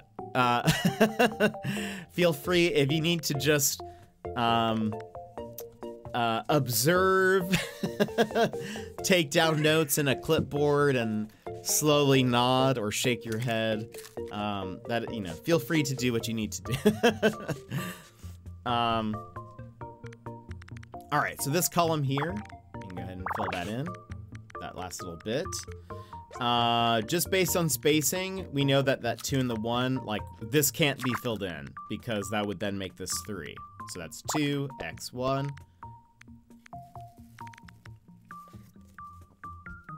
Here, we can count 9. x1. There's only the 6 now, so we know that that's going to be there. The 2. That's 4. Wait, did I count that right? Yeah, that's 8. Okay.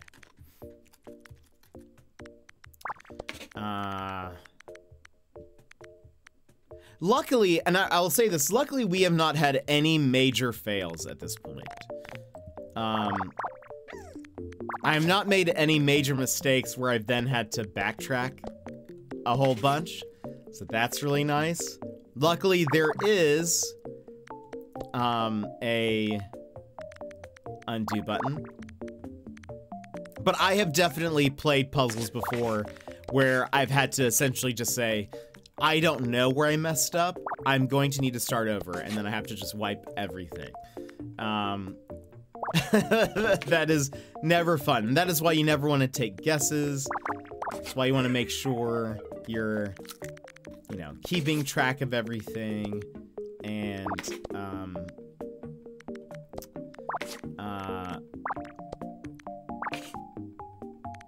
don't know. You're at the very least not, getting too wild. Getting too wild with it. All right, there we go.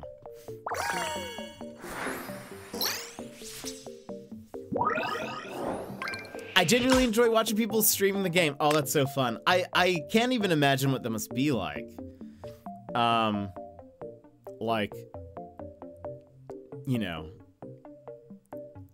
It is, I imagine it would be the equivalent of like a parent watching their child go to kindergarten for the first time. You're just like, okay, have fun. I really hope I really hope nothing bad happens. I'm sure there's a bit of separation anxiety, even though I guess not really separation because you can play, but it's the first time, other people are playing your game, and you're just like, I hope it all goes well. So I can't even imagine what the feelings must be like. But luckily this game is super polished, so I feel like one of the best feelings when I watch people play our previous game was when they laughed at the jokes I wrote. Oh, that's so good. That is always a good feeling. If you can make somebody laugh, I think it is, it's always like, oh, good. I'm glad that landed. I have many a time, when I'm watching people stream, If I make a joke and they laugh really hard, I usually end up clipping it. Because I'm like, I want to go back to that and remember that I made that person laugh. Okay, so we're looking for the overlap here on this 13. We already put our first 13 down. Counting out the next 13. We are going to mark the blocks from 13 to 3. We know those are where they are supposed to be. Now, what I love doing when you're starting with an edge like this is then starting to fill in the rest, just based on what we have here. So this is the 5, this is the 5. I'm just looking at the columns right now. 2, 2, 2, and 1. So now let's put... Boom. It's gonna help us majorly. That's 9. 12. Okay. 5, 5.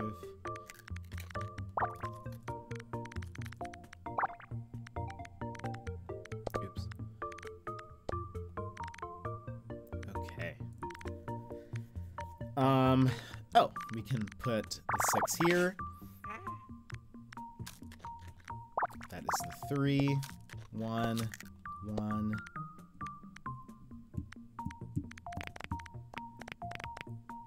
9.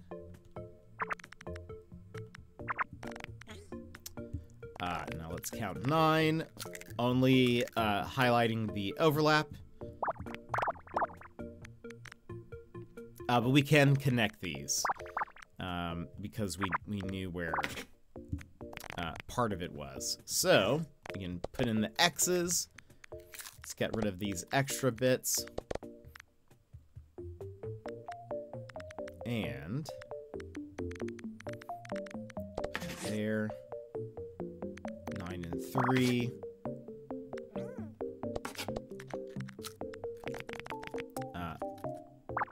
That's all filled in. 4, 4, 4. 3, 3, 3. Boop, boop, boop, boop. That belongs to the 2. And as you play, you'll kind of get used to, like, you know, once you complete a column, maybe looking at that row, you know, a row that connects with that section, and then figuring out, okay, does this, you know, connect with another number here? What, you know, is there anything else I can fill in? That's what I usually am bouncing around in my head. Wait, that's my bad. It's 8 and 1. There we go. Wait, uh-oh. Wait a minute.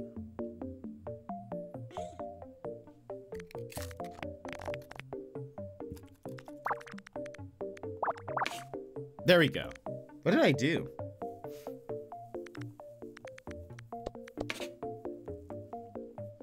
All right. Yini was almost gonna get mad at me for guessing. But... but I legitimately thought I was right, so...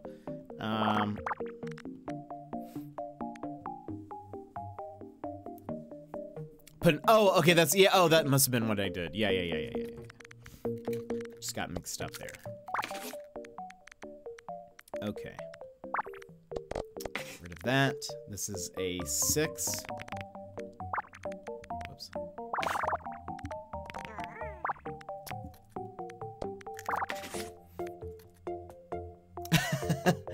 Can't steal cheese from Overthunker. Deserves all our cheese.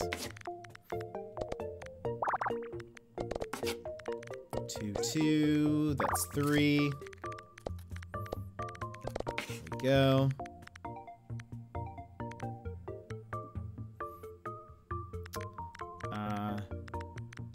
What do we have here?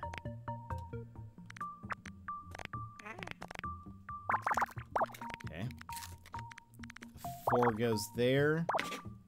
3. This is 6. 2. So there's gonna be a 1 somewhere here and here. This is a part of the 4 and 2. So there's that.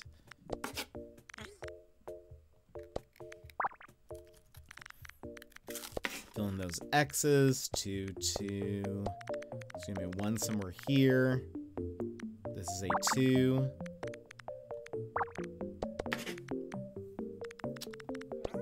That's 2, 1, 3. 4. There we go. Dash. Another sticker pack. Adorable.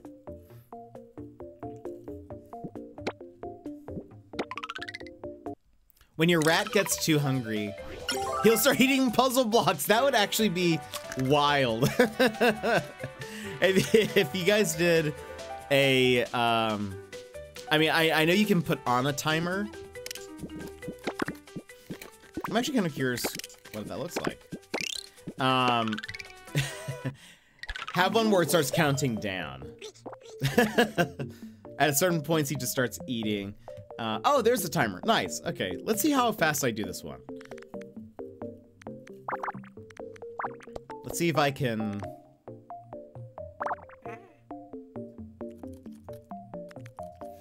Let's see how I do. That's 7, 8, 9, 10. So that's 4, 3, 1. 5 goes here.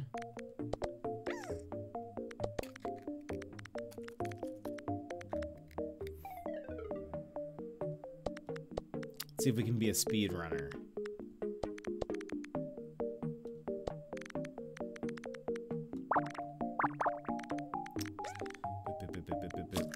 Six, 7, 8, 9, 10. So 3, x2, x3.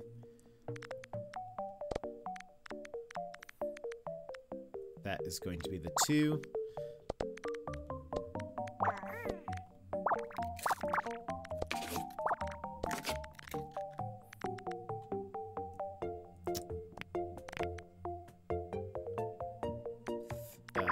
Three, x2, so boom, x1, 2, 3.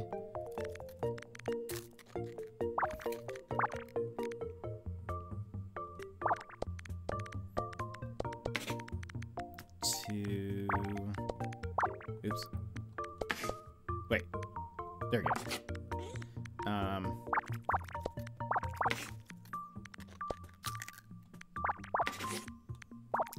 I know I'm not explaining anything right now. I just want to see. Oh, I made a mistake. Where did I go wrong? Here? Uh-oh. Where did I go? Uh-oh. How did that happen? Is it that? Is that where I went wrong? It's not, it's where I went wrong. It's fine. Don't worry about it. It's fine. There you go.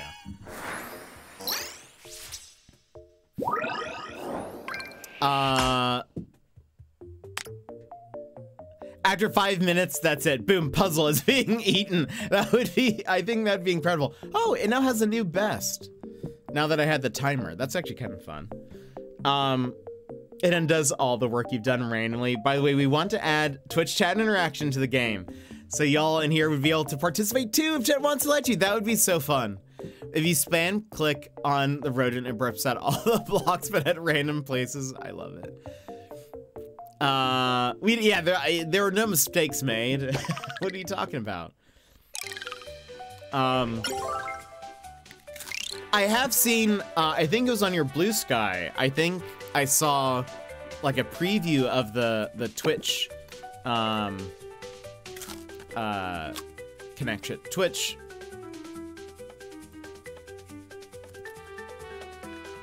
Connectivity. I don't know why the words escaping my head. But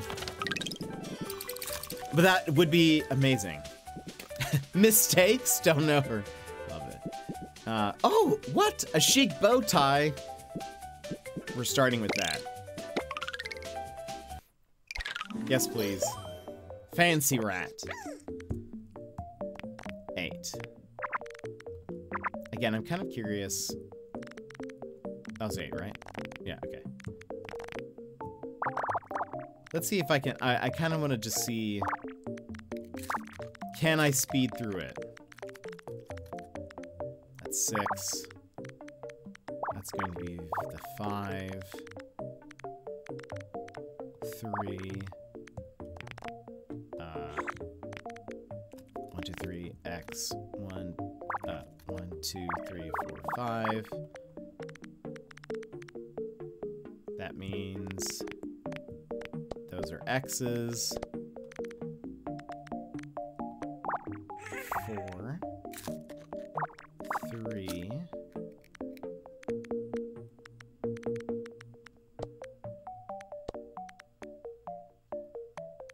Boop. 4 there.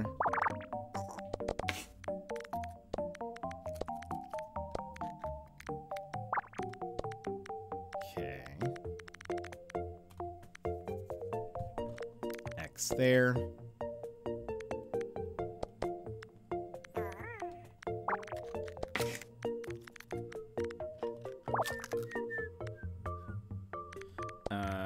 Boop. 4. So that has to be the 2.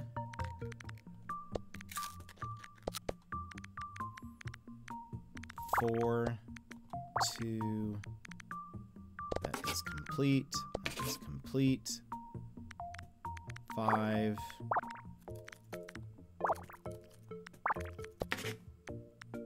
Oops. There we go. That's the 1, 2.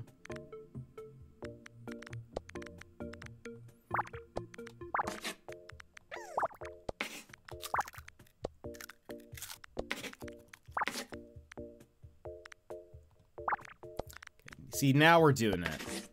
No mistakes here. Last one goes here. I do love a good speeding through it. Let's put on this chic bow tie. Aww.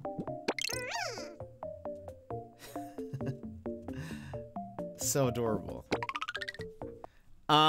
And Jonas, welcome in. What in the Minesweeper Sudoku is this? This is called a Picross or nonogram puzzle. Not sure if you are familiar with it, but it is essentially a numbers logic puzzle. It does not require any math, really. It is different than Sudoku. Kind of different. It is more, our goal is using the numbers to place blocks that will create a picture at the end. That is sort of our ultimate goal. So, like in this column here with the 6, it's telling us that 6 blocks are filled in. We just don't know where yet. We can use logic to fill in some of it in. So for example, if I want to know where at least some of the blocks are, I'm gonna use these little temporary circles to mark out 6. That's 6. And now I'm gonna start from here and count 6. And I know that these 2 are going to be filled in because of that overlap. And we're gonna basically keep doing that for every row and column, and eventually we're going to fill everything in and it's going to create a picture. At least in this game, it does tell you what that picture is going to be. In this case, it is a toaster. And then in this game, you unlock said item and then you get to decorate your house with it. In the case where it has multiple numbers on a line, it means that there is, like in this case, the 2 and the 3, there will be a section of 2 blocks adjacent to each other and then 3 next to each other. But there will be at least 1 space in between.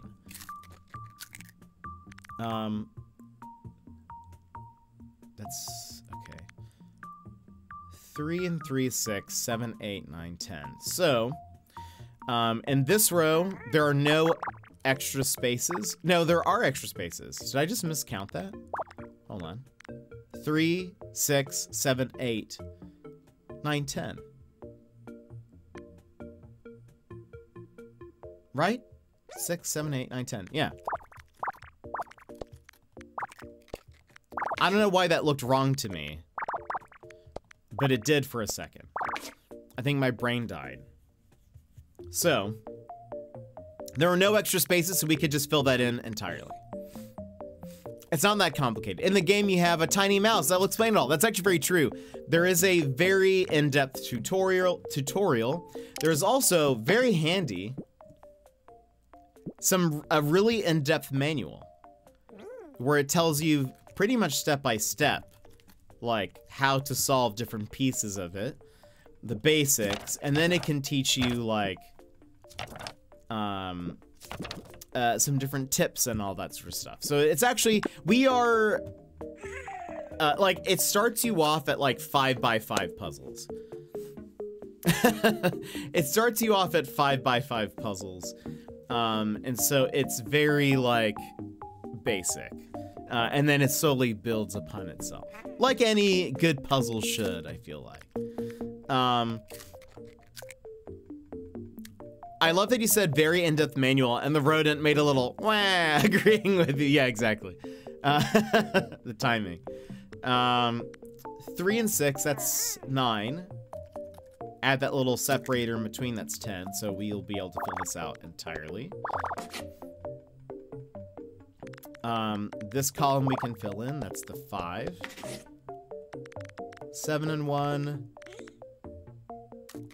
That is the 5. We can at least connect those and then place some X's. This is a part of the 2. This is the 4. That's going to be the 2. This is part of the 6. We can complete that.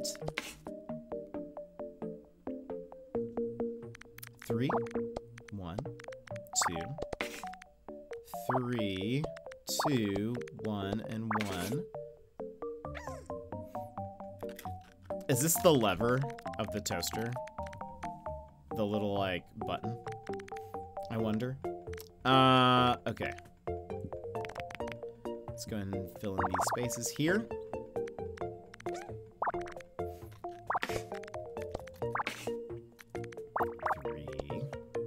Six. 2, 4. Boop. Boop.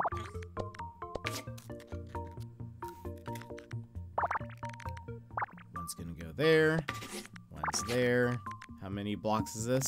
That's 6, 7. Boop. Done.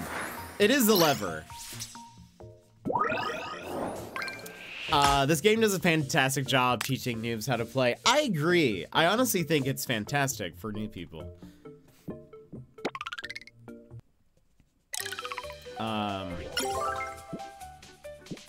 100%. Let's also look at this. What can we add? Add that. Add a bathtub. Let's get some... We're gonna need a, like a counter. Like a kitchen counter. We're making a mess.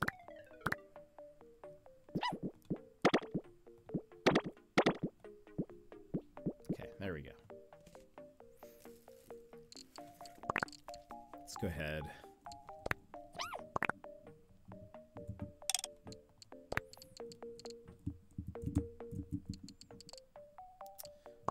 Put the mocha pot there. Put the bathtub right next to your bed. That way you can, you know, take a bath as soon as you wake up. The ultimate dream. towels there, of course.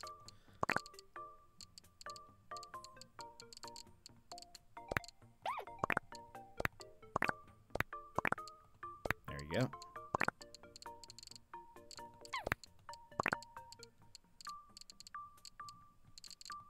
Okay. Beautiful home. Really turning out to be something. Not saying what that something is, but certainly something. Ooh, a bathroom sink. I love the couch in front of the microwave. I mean, you have to have entertainment. Or, you know, just set the timer and then just take a sit. Just kind of think about things for a little bit.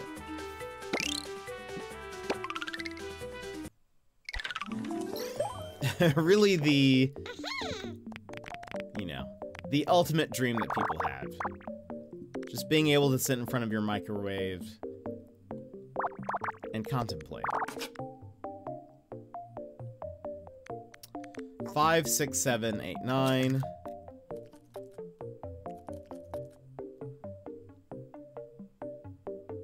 Okay. This is going to be the 5.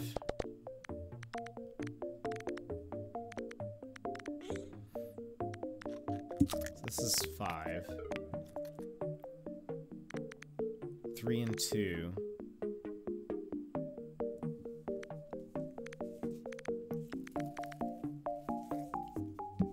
Let's do this. Whoops.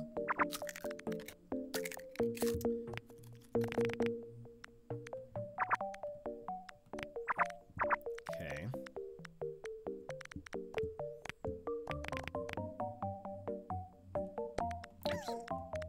Wait. So we can fill out that. I have a really weird mouse. The misclicks are totally my fault. I need to get a better mouse for my Steam Deck.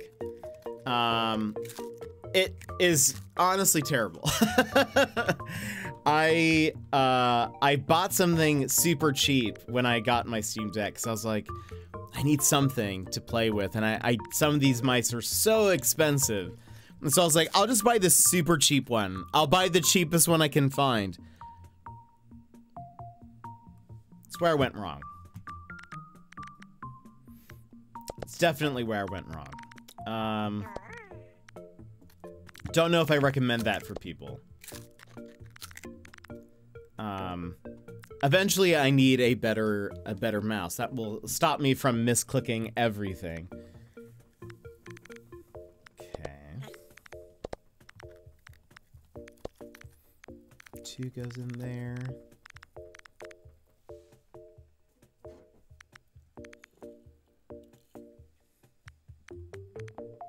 That's the 5.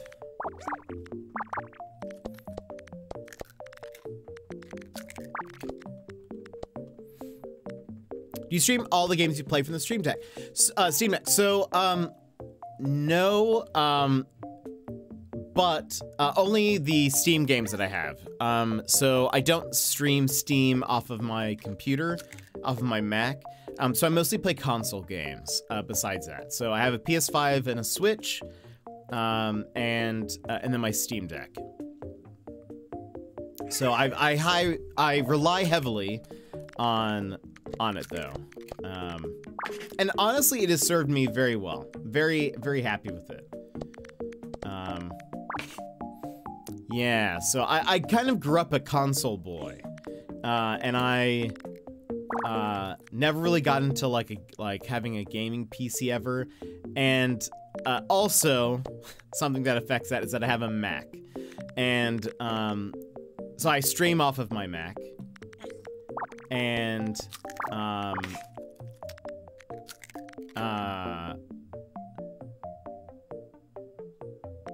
that kind of limits the games that I can stream a bit. But once I got my my Steam Deck, that's when everything changed. Doors open, possibilities endless, mostly. Daz, welcome in. How are you? Hope you're having a fantastic start to your day. Good day to Australia. Let's see here. So that's part of the 5, so 1 can go there.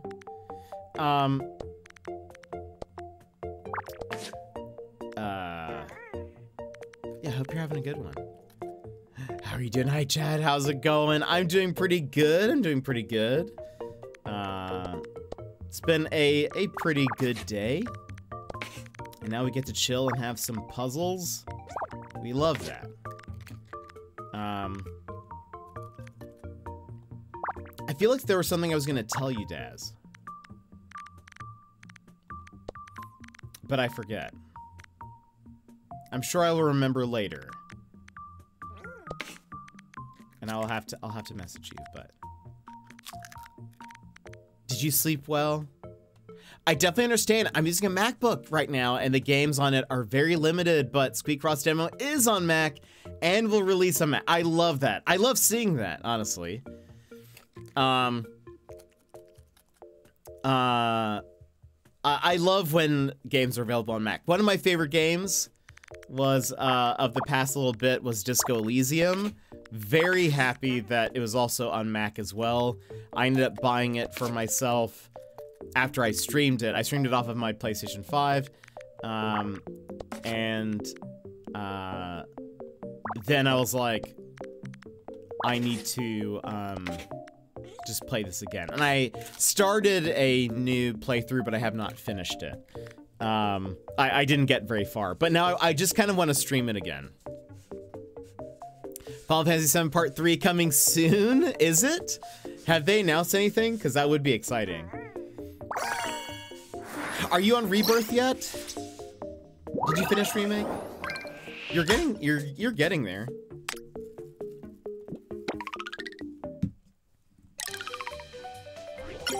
Kitchen sink complete. Let's get our basic table.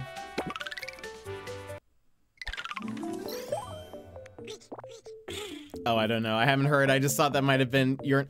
Oh! No, I wish. Oh, goodness. I wish that was the news I had. Is there a release date for Squeakfrost? So I know how much longer I have to wait to add more to Sassy the Panda Rat's house. I don't think there is at this time of streaming and recording. I feel like you're getting very close, Daz. Pretty sure. Hopefully soon.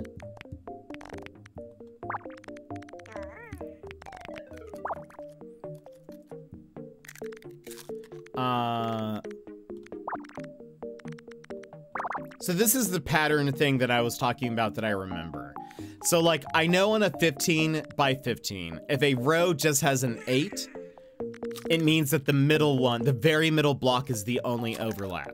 And I remember that a 9 is the middle one plus 2 on the sides. I basically skip in my head doing the overlap and just remembering those bits. So the more you'll play, you'll kind of remember where things go. Oh, but you need to get it into Rebirth. We just said release in 2025. I cannot say not much more, but you won't have to wait too long. So exciting. That's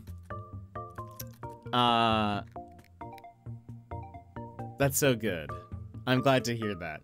I did know that it was 2025, but I've also learned just not to get my hopes up. I know sometimes it takes longer, just depending, and so, you know, sometimes I try not to, I just try not to think about it. I just try to, sometimes you get into a Silk Song situation, you know?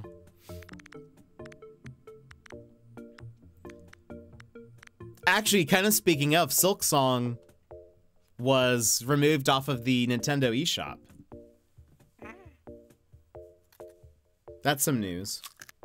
I'm sure it's just because it's, you know. Don't worry, we're dead set on releasing this year.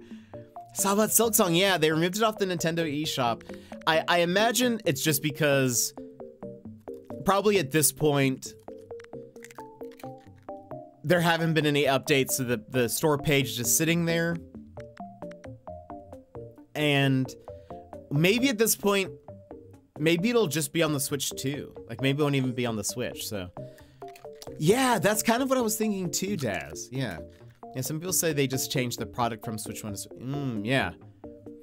I mean, it would kind of make sense. What if it's a launch title?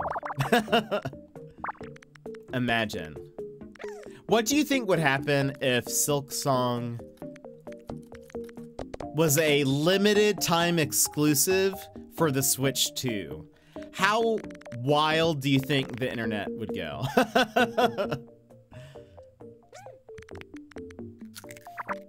Would everyone just explode at that point? Okay, so we're gonna look for the overlap here. Honestly, if Nintendo could do that, they would secure a ton of consoles, I bet.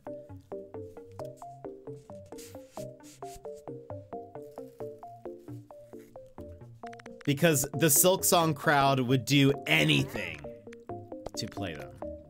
Oops. Whoops.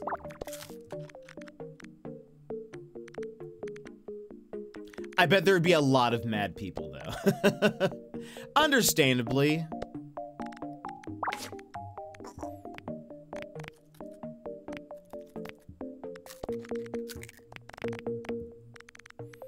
Understandable, but... Okay. Ah.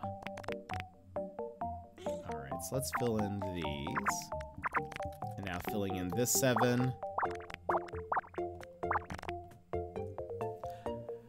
Love the idea, but I had enough trouble. Yeah, not sure how I'd fare. Yeah. I'm not a very big Metroidvania person, personally.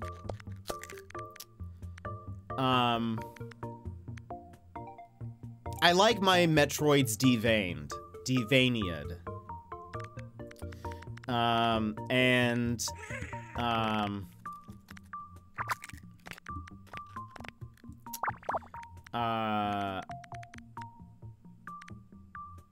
Yeah, I don't know.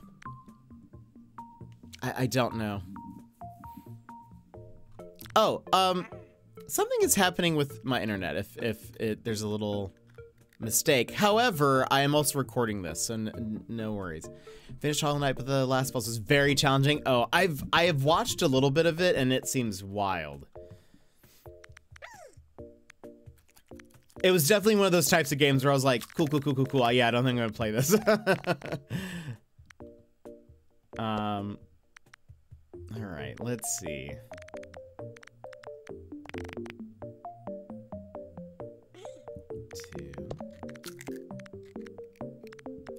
Okay, we can't fill that in yet. Right? It is interesting to me that it says 2 and 5, or like it's blue, as if I should be able to do something here. Maybe it's based on one of these rows. That's probably what it is.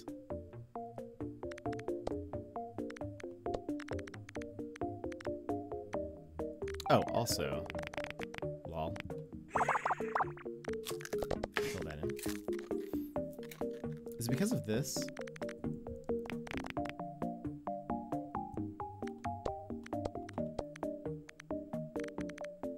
Ah, well,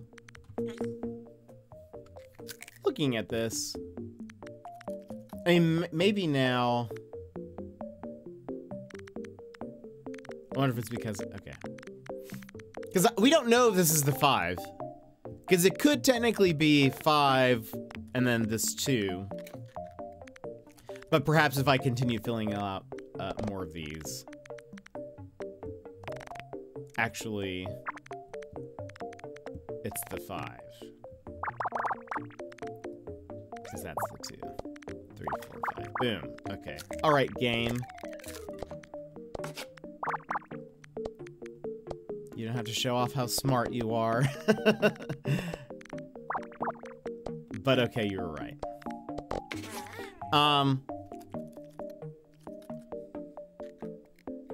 Oh, yes, I do remember that.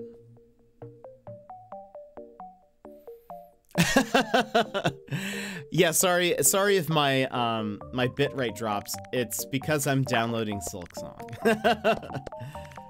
Got a secret build of Silksong going. I don't know what I was about to say. Okay, so we can fill that in there. Oh, boop, boop. There's that.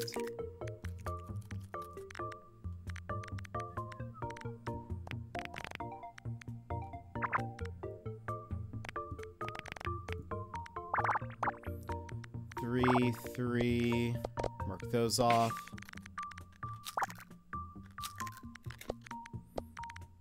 Two, 1, 2.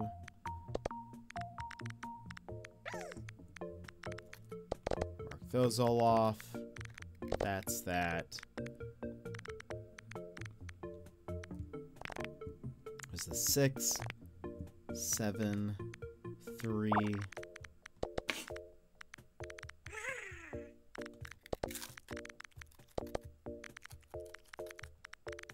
Okay. Oh, I see the table. We're looking at it like at an angle. I just completely forgot. I was like, wait, what are we trying to build? Or like, what are we trying to find? And I just realized, ah, yes, I see it now. Okay. There is that. I could probably guess where a few of these are. I won't, though. I promise. But I think I know. Okay, there's that. That's the 1.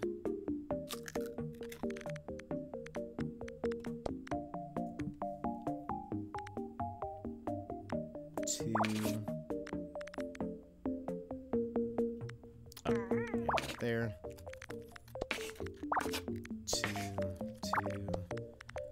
4 blocks there.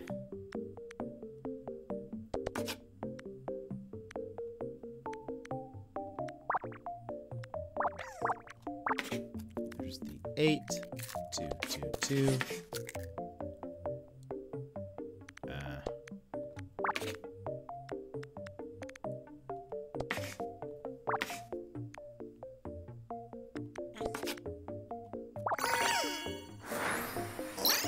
Silkross. That's, oh goodness. I mean, I was gonna say a roguelike Picross game. Could you imagine? But I mean, we have a roguelike poker game out there, so so weirder things have happened. I will say, I've actually like brainstormed my own Picross game idea once before. I don't know how I would implement it. I will at least say, and I won't tell you guys. I won't tell you guys my idea fully, but it involved combat, and that's all I'll mention. I do have something that I'll have to talk to you about at some point, Daz.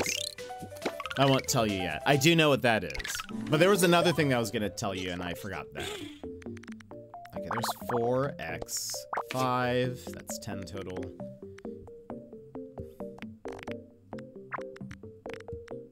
Imagine an action-adventure Picross game.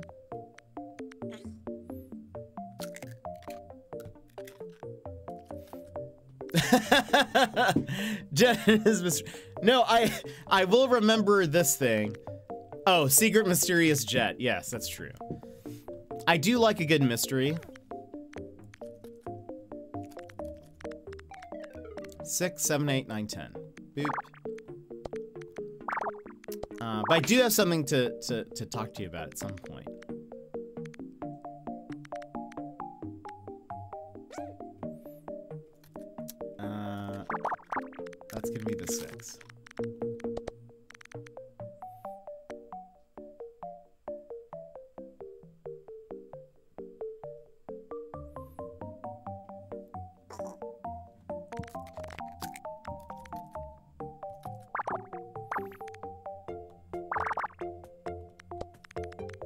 Just you wait.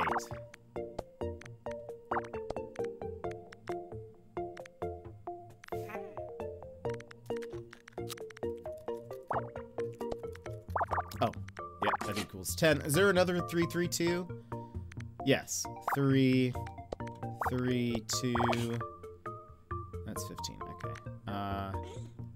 Is there anything that equals 15? 6, 7, 8, 9, 10, 11, 12, 13. 8, 9, 10, 11, 12, 13. No. Okay.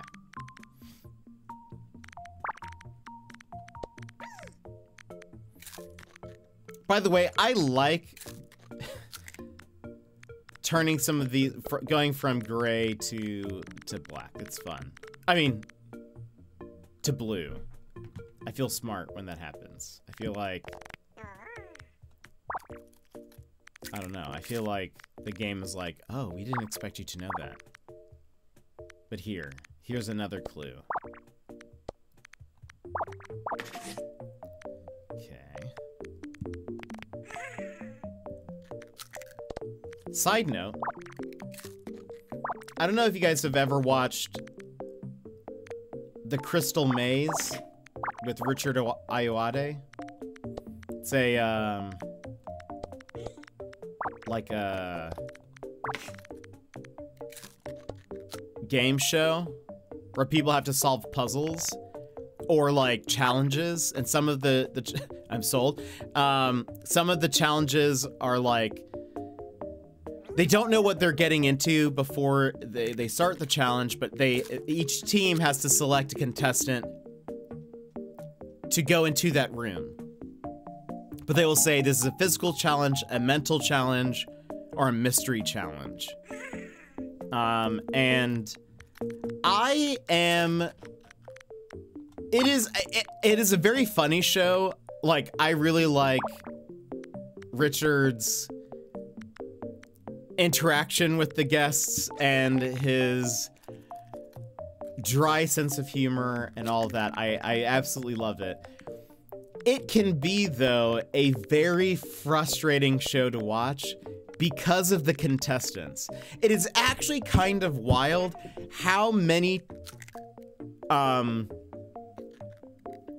challenges the people fail overall. I feel like they do in total probably like somewhere in the ballpark of 8 to 10 challenges throughout the entire show or episode. And they will fail, like, if it's 8, they might fail like 5 or 6 of them. And it's like so frustrating to watch. And part of it is like, I think I could do this. I think part of it is like, I could do better. I'm pretty positive I would be okay at this type of like game show. And so it's very frustrating to watch. And maybe I could be wrong. It could be that I would get on the show and completely like clam up and just, it'd be like, you know, deer in headlights situation. But maybe not. There's no way to know. Maybe the stress of being on the show just makes everyone panic. And I mean, to be fair, you don't know what room you're walking into. You also, like, so you don't even know the challenge as you're going up to it. There is one way to know. I wish I could get on that show. I don't know if there's still episodes running of it, but I would still try. And some of them are timed, some of them are not timed, but like, there are some things that I'm like, I bet I would be good at this. There is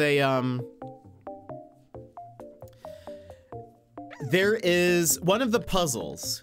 You walk into the room and there is basically like a giant circular table that has this circular table has like 4 different rings. It's kind of made up of 4 different rings.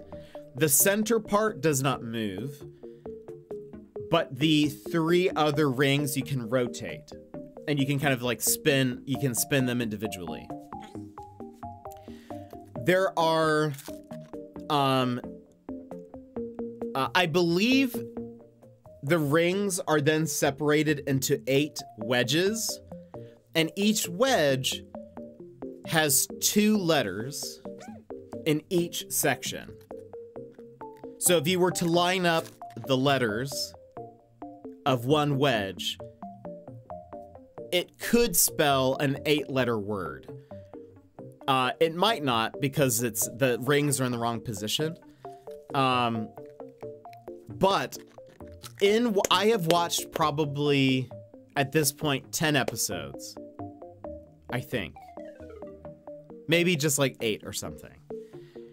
And no team has ever gotten that game correct. They have never successfully won it.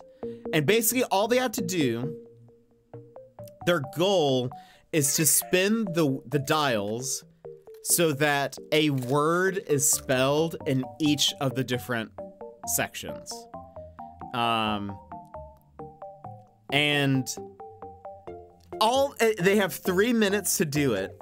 And it's just so frustrating because all they end up doing is just like spinning the things around, just haphazardly. There's like without any strategy, without any foresight or like thinking through it of like the best way to like find a word. And also weirdly enough, they always start looking at the center of the wheel and try to move out. And I don't know why they do that. I think that's literally the worst way to do that. I think you need to be starting at, even though the center part doesn't move, I think you should start at the beginning of the word and try to like if you keep the outer one still, and then move to the next ring, and then just start spinning that one around until you see multiple, words kind of start to form. Or at least even just like the sound of it making sense. And then once you get that kind of maybe close, you then start moving the third ring, and then you can move all 3 of them together to match the sort of like the inner one. But it is so frustrating because I'm like, none of these people are getting it ever, and I don't know why. They just keep spinning it, and they're like, I don't see any words. I don't see any words, and I'm like, you need to like just think through it. It'll be okay. I know I'd be bad at a lot of the physical challenges, so I'm not saying I'd be perfect at everything in it, but there are some challenges that I think I would be good at. That one being one of them. Daz, thank you for the lurk. I appreciate it. They're paid not to. Well, so the way it works is, so it's called the Crystal Maze. You go through 4 different sections of this maze. It's not really a maze. It's just like a set that is divided into 4 different eras. Or, so there's like the medieval section of the maze, the future. I think it's supposed to be like Aztec and I forgot, industrial or something like that. And then they complete so many puzzles. But the way it works is when you complete, if you win a challenge, you get a crystal. This crystal gives you 5 additional sections, 5 additional seconds in the crystal orb at the very end of the episode. At the very end, they add up all of your crystals, give you a certain amount of allotted time, and then you go inside the crystal ball, and all of these like gold and silver foils are just like are like, they turn on these fans and they're just like flying like crazy. You're supposed to grab as many gold ones as you can.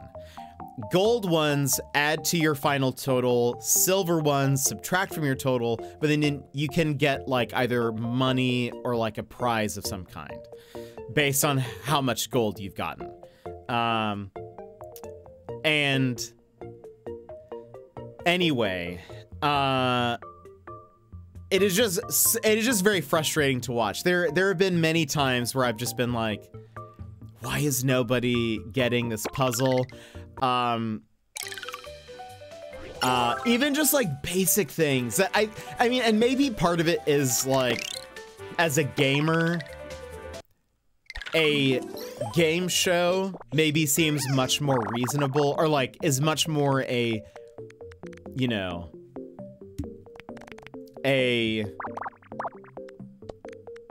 maybe that's just more my niche, I guess, of like, you know, something that I would potentially do well in, where a lot of these people might not be, you know, gamers really.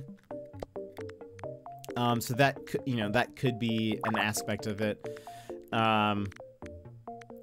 But still very frustrating. There was another one that I thought I'd be good at.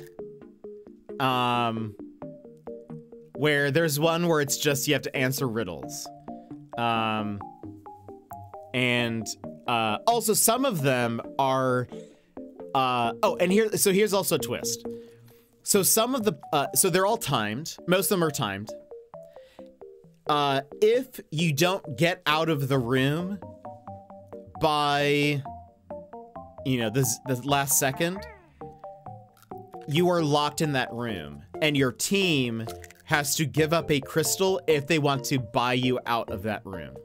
If not, they have to continue without you until they have gotten enough crystals to then buy you out of it. Because I think a lot of them weigh, well, we could keep going and keep these crystals, and that gives us more seconds in the crystal ball. Puzzle prison, yeah. Or we can buy this person out, and that is another person trying to grab, you know, the foils that are flying around. So it's sort of like, there is a bit of a, like, you know, strategy there. But there's one where you just have to answer riddles. Most of the riddles were pretty easy. There was one actually that I was like, oh, actually, I don't know if I would have gotten this one.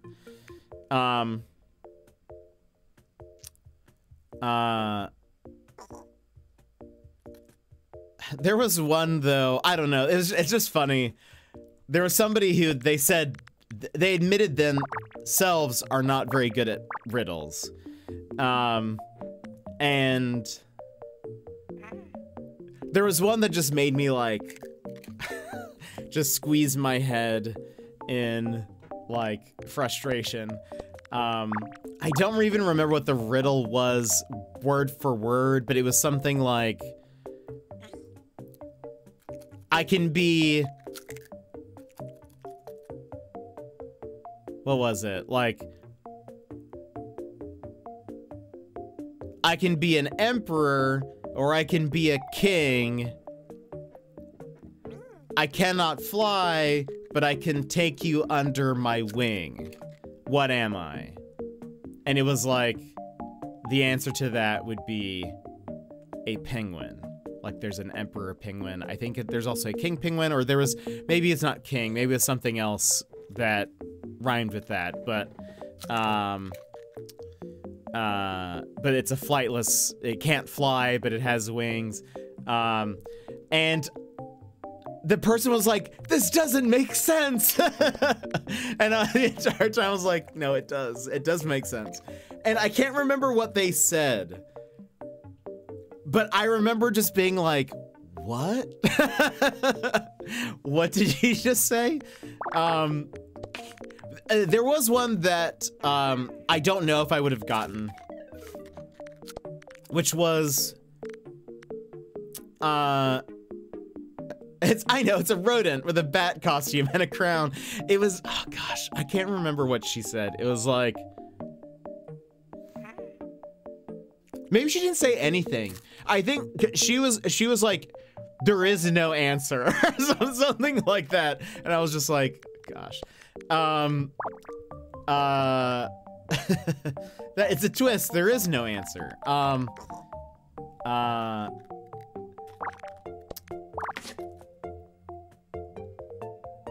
The one that I was like, oh, I don't know if I would have remembered this is, and I don't remember the setup.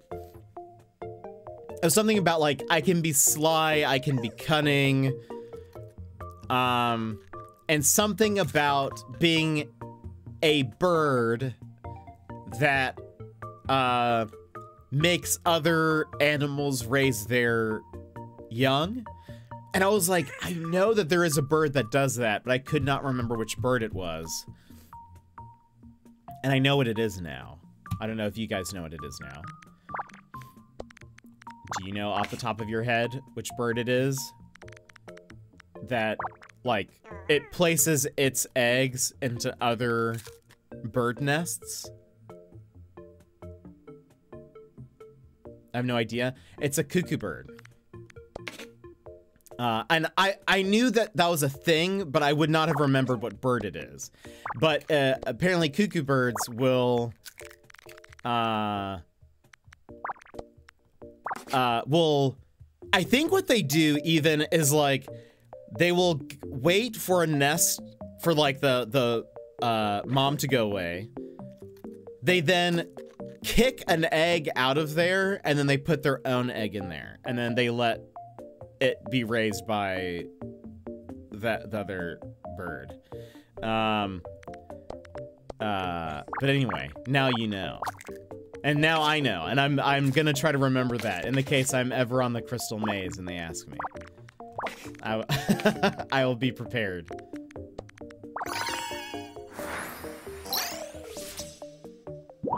Spies bird. Yeah. Imagine like it hatching and then being like, this isn't my bird. Who are you? Congratulations for completing the page. Done. I'm trying to see if we can get to 50. I don't know if we will. Lava lamp, basic partition, bookshelf, base dresser, wall partition. Washer dryer combo. Hold on. 10 by 18. Oh, wow. 10. There's that. Wait. 8. Oh, yeah. Okay, so it is that.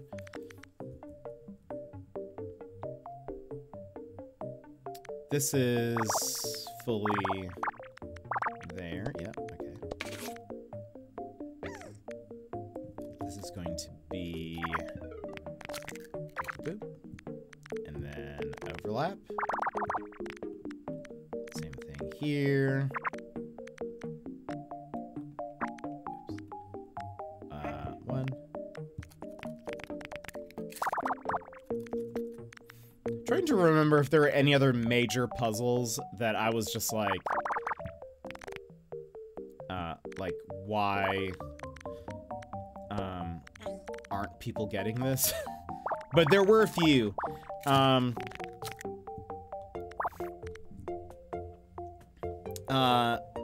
Yeah, I love the, I saw some of the other themed ones, other themed furniture, and I was like, oh, this looks great.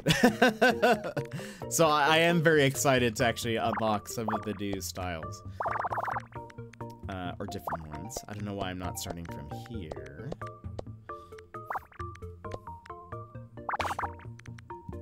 Or 7. Okay.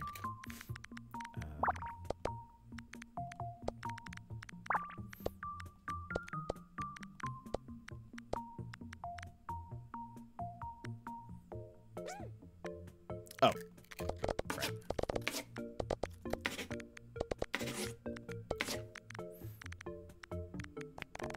8. Oops. 8.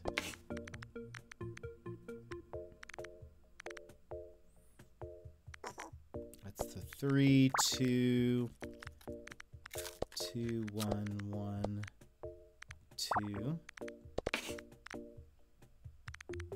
2, 1, 1. There's that.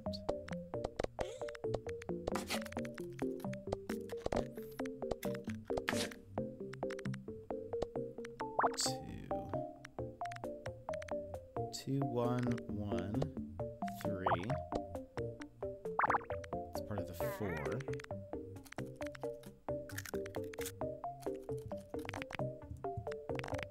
So this has to be the 6, or part of the 6. Oh, obviously. We could have, if I had actually just looked at this row, I would have been able to know that for sure. Instead of being like, haha, I'm smart.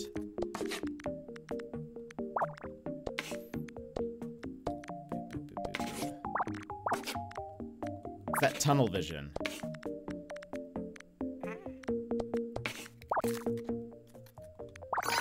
There we go. That didn't take us that long.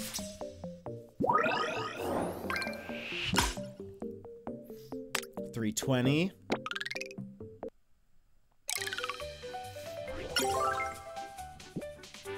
Love it. Let's do the lava. 10 by 15. 6. I forget what it is with a 6 and 1. So there's that. 1x 1, 2, 5, 6. So it's this.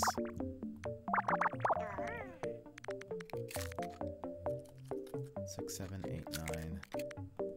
1, 3, 3. So now looking at the overlap. 2, 3, space.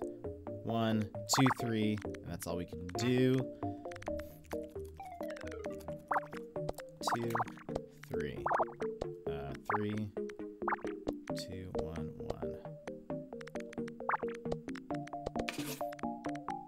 1. What's it like getting ready for Steam Next Fest?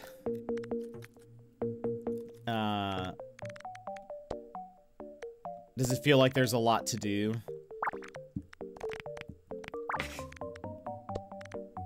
And that's next week, if I recall.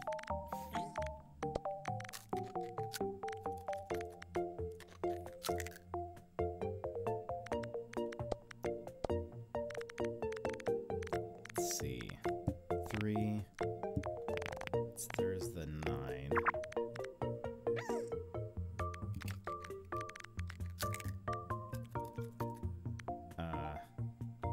One, 2. Wait a minute. 4, 13, 14. Oh, yes, we can. Yeah, that fits normally.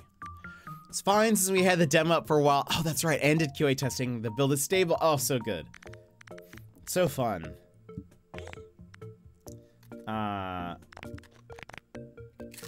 I love Steam Next Fest. It is, at least as a consumer, it is always a exciting time, I think. Fun demos to play.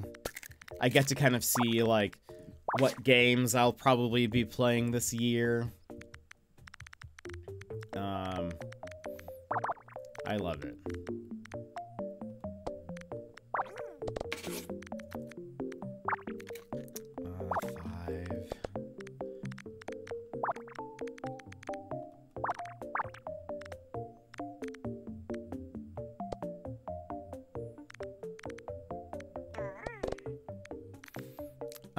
I just hope we get visibility. I know, yeah, I hope so too. Yeah, there are many game demos I will download, I think. Yeah, I've already downloaded a few. Some people have already, you know, been posting theirs, so I've already been just like compiling a little list, but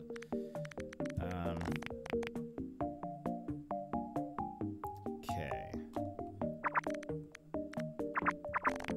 So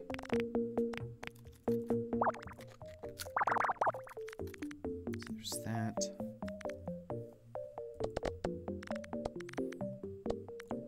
1, 1, 1, 2.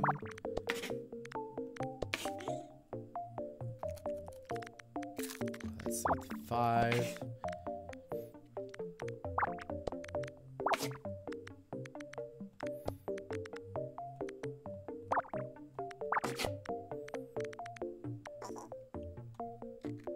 I love that since you got the Steam Deck, you've gone to the demo dark side.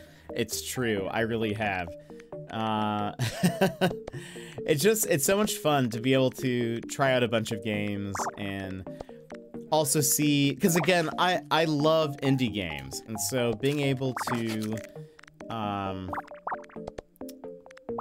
there's just so much creativity in indie games, and that you don't see a lot in like AAA games, in my opinion.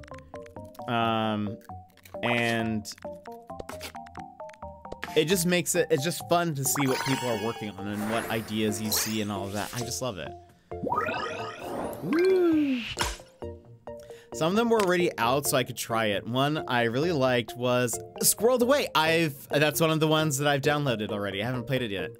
But it's actually funny. I was thinking about it, or when I saw it, I was like, I thought about Squeakross as well, because I was like, you know, another like, I mean, a very different game, but still the building a house part, or like decorating and all that. I was like, that seems fun. There have been some wonderful hidden gems only found via demos. Case of Point Squeakross, so true. I think I first heard about Squeakross on Twitter, I believe. Rodent's House, the perfect combo. I anticipate a Steam bundle, a Rodent Home Steam bundle. Two very different games to have in a bundle, but still, you'd get the rodent crowd, I think. Also, hold on. Just because we can. What? Oh my goodness, hold on. Let's skip ahead just a little bit.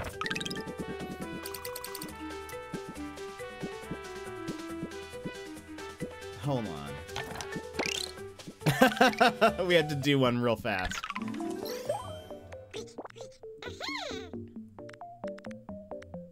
Okay, 8. 4, 5, 6, 7, 8. So 4. Same thing here.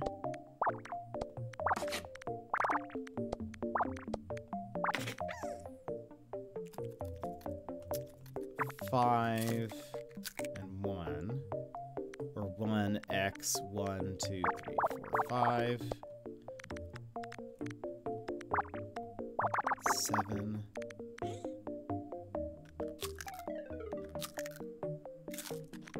and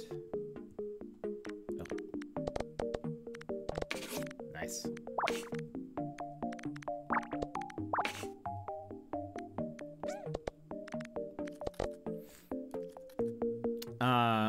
Cone of shame, not, I know, but we need it. We need it. Just for the novelty.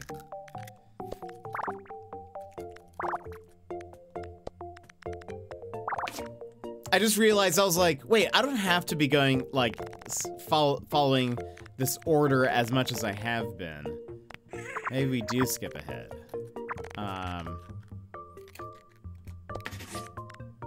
Oh, actually, so... Don't even need that. That's part of the 9th. That means 1 is there.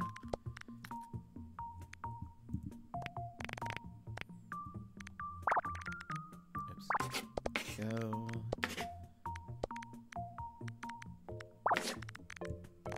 Six, 7, 8. Just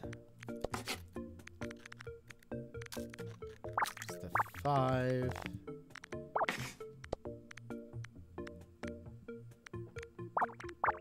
But this game runs just so well. Like, all the features, even the, like, I think the counting is so fast. It's so smooth. 3, 4. 2, 1. How's he gonna eat? I know. That's so true. I guess we'll see. New stickers unlocked.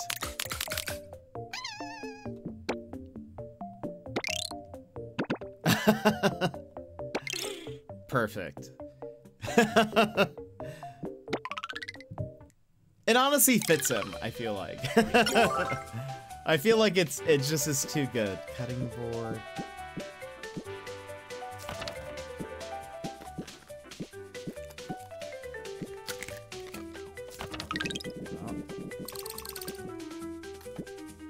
Coffee table.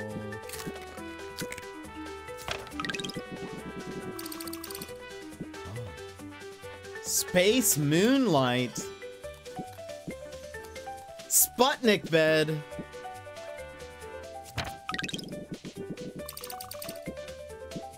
Spooky teeths. Oh, wait a minute. I do love space stuff. We don't have any wallpaper. This is a 15 by 10. 8, 3 is 11. It's a 12. So that's 3.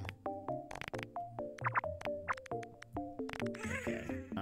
So 8, X, 1, 2, 3. So no overlap there. Is this 3, 5, 6, 7, 8, 9, 10, 11, 12, 13? Alright. So 1, X, 1, 2, 3. Is that the only thing? X, 1, 2. Yeah, okay. 3, 5, 4. So 8, 12, 13, and 14. So 3, 5, 4. And then, so 4, X, 1, 2, 3, 4, 5, X, 1, 2, 3.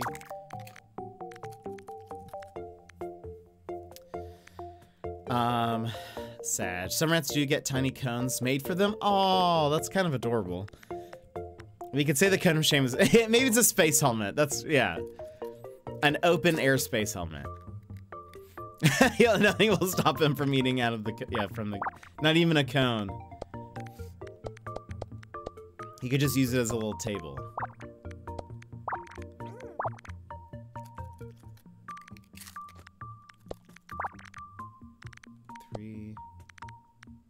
Okay.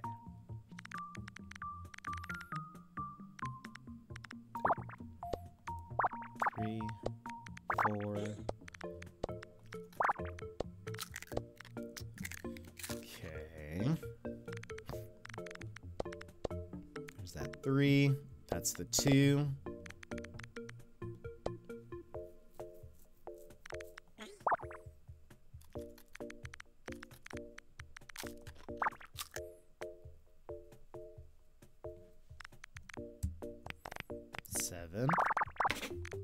Oops.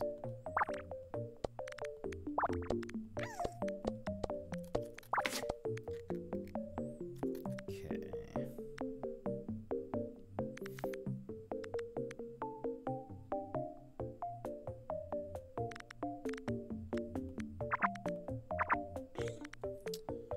So, here with the ones, because I was looking at it, because it says there's something we can do, and there is. And that's if we look at how this is divided, we have 3 ones we need to place. 3 ones can't fit into this section, so we know that this is a 1.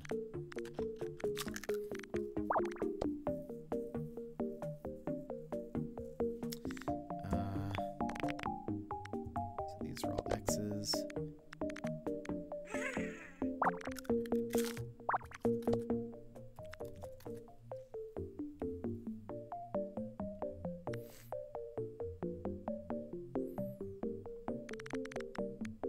Yeah, there will be some fun games this next fest.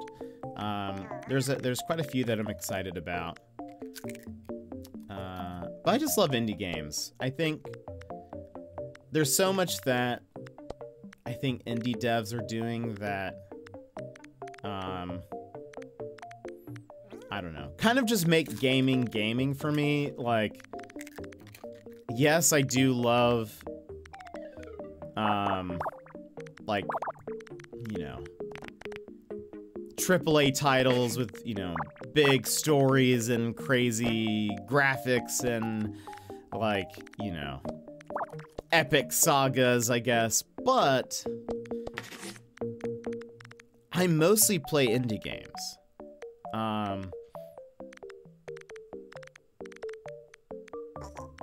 And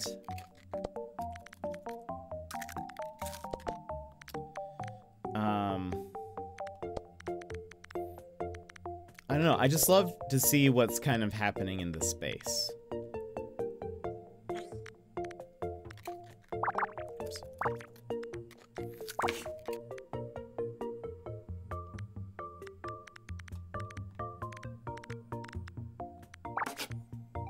It's part of a 3. There'll be a 3 somewhere here as well.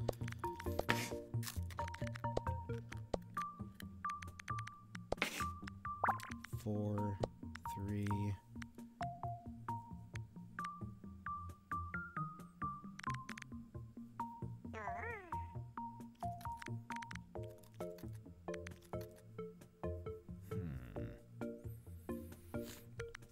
Same. I do play some bigger games, but I often don't have the time. That's also part of it, is like, oftentimes I would almost rather play maybe some smaller indie games than, you know, because I feel like now, you know, AAA games tend to be open world or just like have a lot of fluff and padding.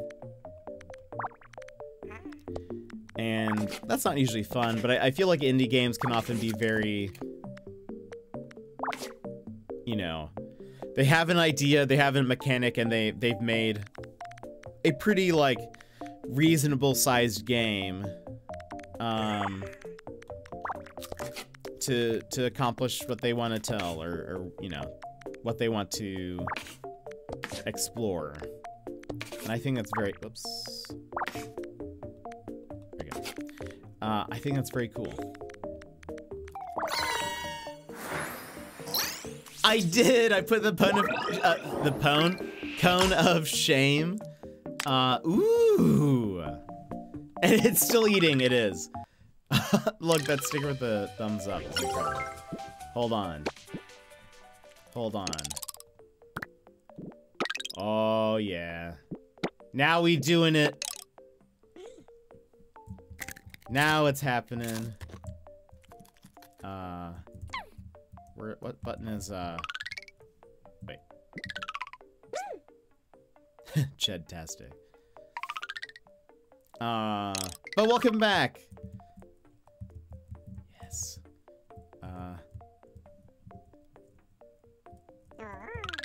Wait, oops, I'm pushing C. I need to do V.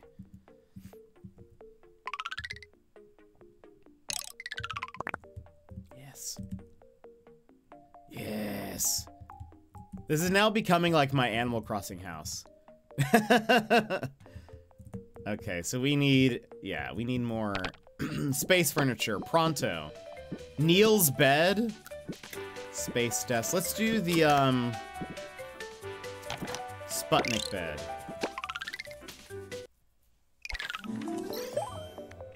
Okay, 15 by 10.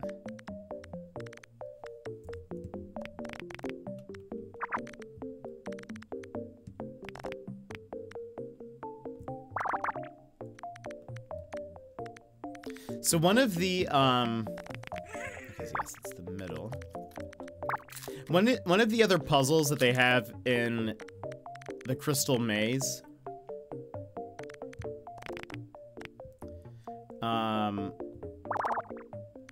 is this one where you have a giant console in front of you, and there are a bunch of buttons on it. They kind of have it in a pattern, or like set up to look like almost like a spaceship console, where it looks like there's some rhyme or reason to it, where some of the buttons are maybe different colors, but it's really, the buttons it's just all random. But in front of you, you have a board that has a bunch of light bulbs. And your goal is to 3x 1 2 3 4. Your goal is to try to push the buttons so that every time you push a button, a couple of lights turn off on that board with the light bulbs.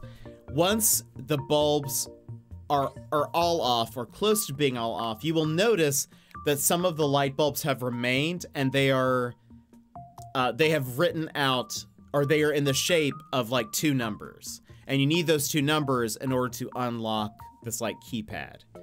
And inside of the keypad is one of the crystals that you need. However, the console on the buttons, what makes it difficult is that some of the buttons reset the whole board. And so you have to start over. It is essentially like a memory game. Like, you just have to remember which buttons are the reset buttons. So that then you go back, if it ever resets, you then go back and push the right ones and continue. I have, out of the 8 episodes that I've seen, only 1 team has ever successfully gotten it.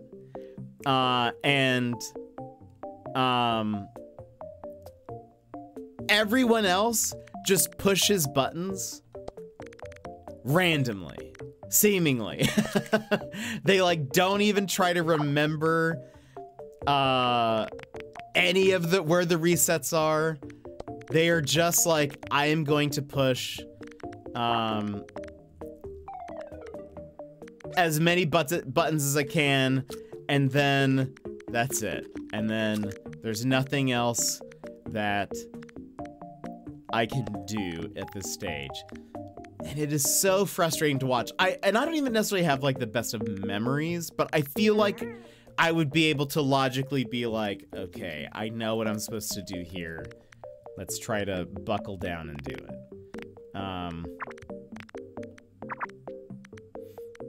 But alas, that's not what happens.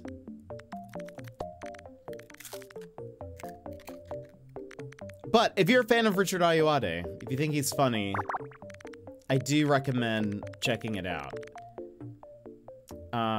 His interactions with people are hilarious. There was, in fact, one episode that I watched where this family got 0 crystals, which means I think they only succeeded at 2 tasks, but they ended up buying their teammates out.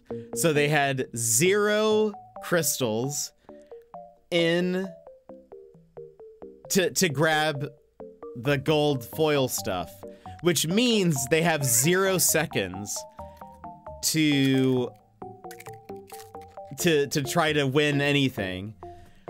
And Richard was so, he was like, this is a record for the least amount. And he actually started laughing, which is very funny, because he does, if you guys have ever seen him in anything, he really doesn't show that much emotion. And he was just like, I am going to blow, he was like, I want you guys to go into the dome, or like the crystal dome. I will blow the starting whistle. At the simultaneously, I will blow the ending whistle. He was like, I've had to actually requisition another whistle so that we could do this. And it just cracked me up. It was amazing. Anyway, a lot of the episodes are up on YouTube, so if you just search for Crystal Maze, you'll find some. And you can join me in despair of watching people attempt to solve puzzles. And again, I will say I'm not like the best at everything. And there are like some challenges, some puzzles I would not be good at. There's a couple that involve somewhat shallow pools of water, but you still have to do some swimming. I can't swim, so I would be absolutely terrible at those.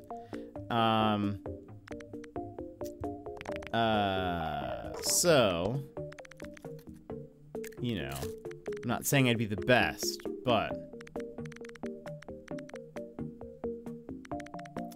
I think I would at least be able to do pretty decent. Oh, that's the 3. 5. 2. 2. There's the 2. Whoops.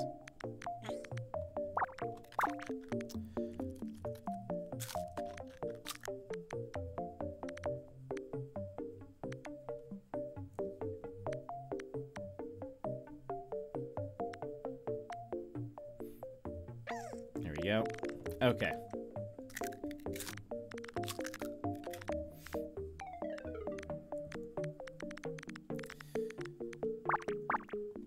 Four.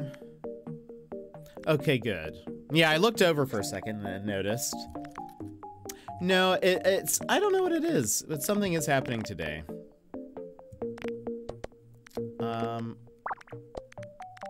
Who knows?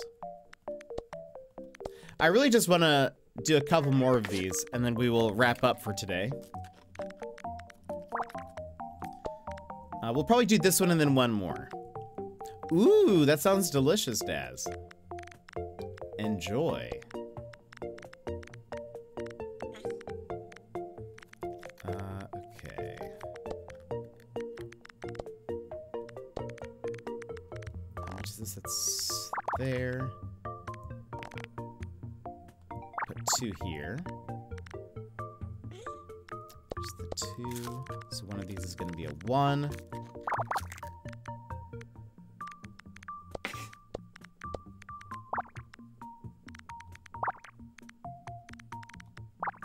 Is that 8?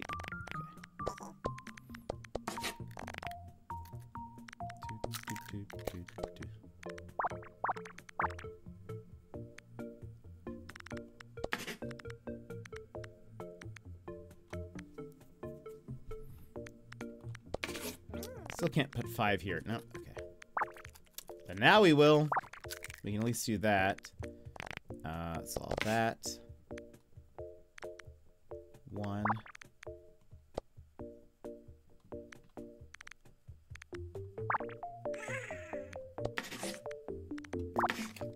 2, 4.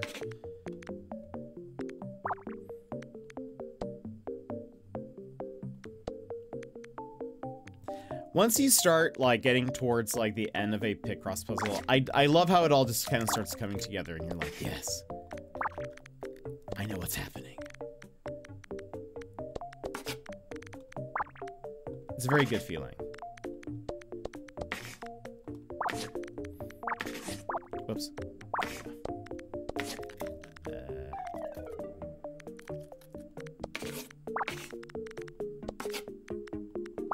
Okay, I really want to see what this looks like. Oh, that's incredible.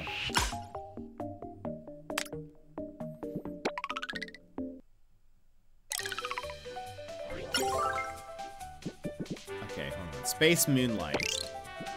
Well, this will be our last one, and then we'll place these. 12 by 15.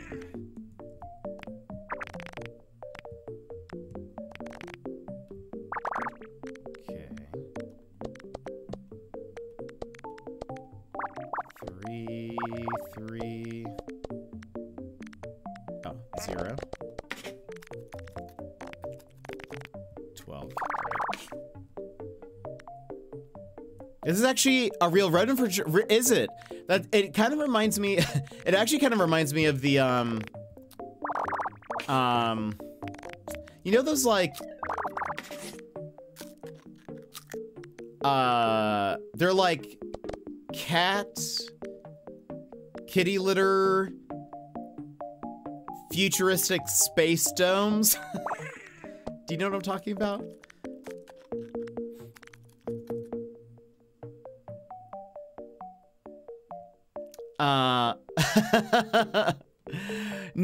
No, that's not what it is, Daz. I'll message you. I'll message you after stream. I remember one of the things that I was gonna tell you. And I haven't forgotten yet. There are hides you can buy for rets that are called Spud. Oh, no way! Oh, that's so cool.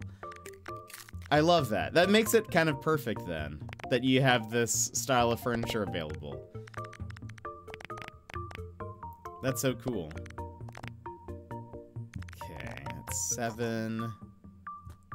So let's see, that could be 7x 1, 2, 3, so we can do that at least. And then x 1, 2, 3, 4, 5, 6, 7. 6. 1, 2, x 1, 2, 3, 4, 5, 6. Okay.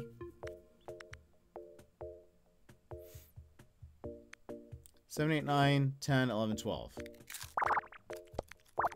4, 5, 6, 1. We can get rid of a bunch of stuff here.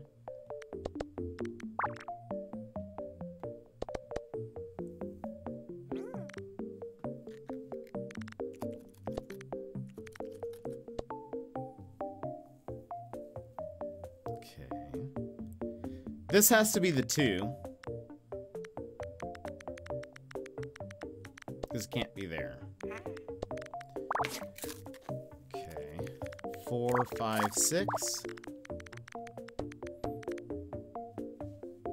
What can we do with this 8 here? 1 to here, so there's that. We can get rid of some of these extra spaces.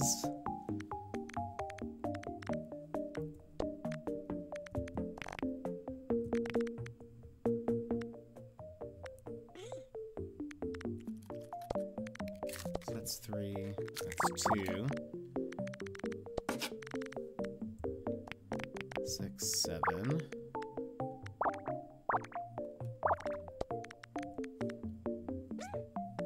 2. All right, 1, 2. It's 5. Okay, perfect. There's that 3.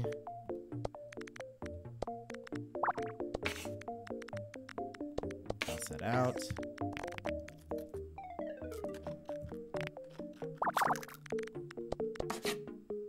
What?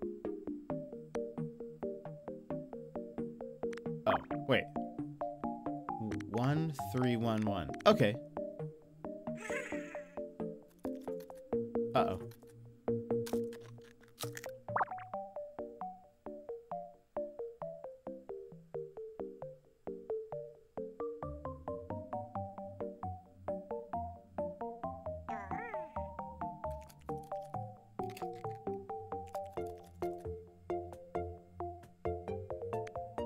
I've made a mistake. Let's see what we can do.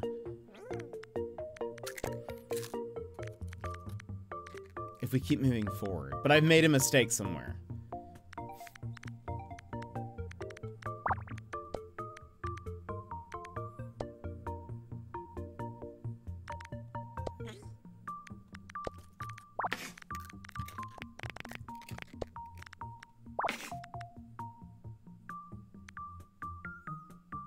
You can tell. Oh, that's right. Let's use one of the hints. Show mistakes. Oh, and we got a thing. Oh, wow.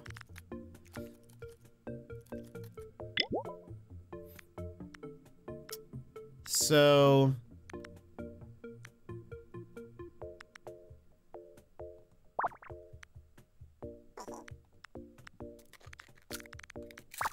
there we go.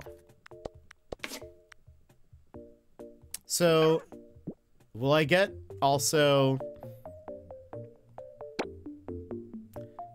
select a line and press click to visualize possibilities. Oh, what? Oh, that's so neat.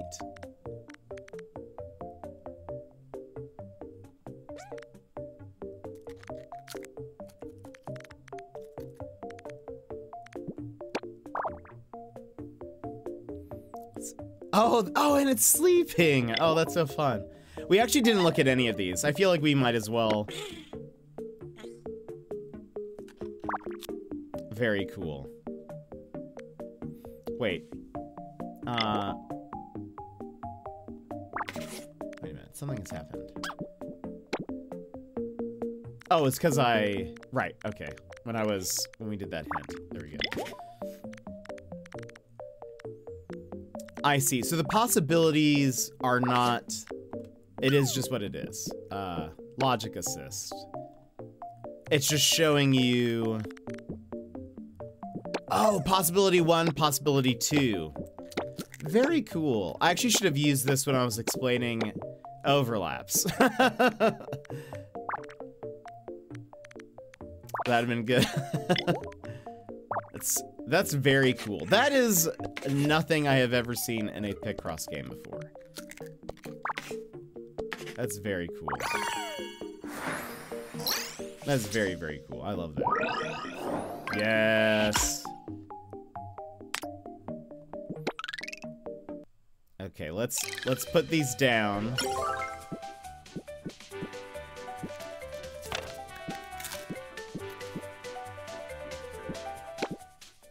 Okay.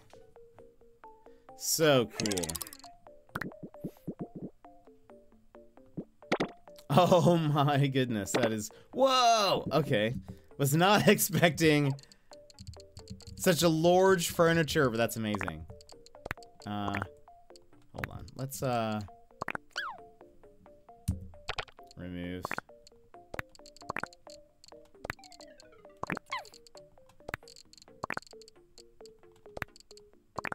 There we go.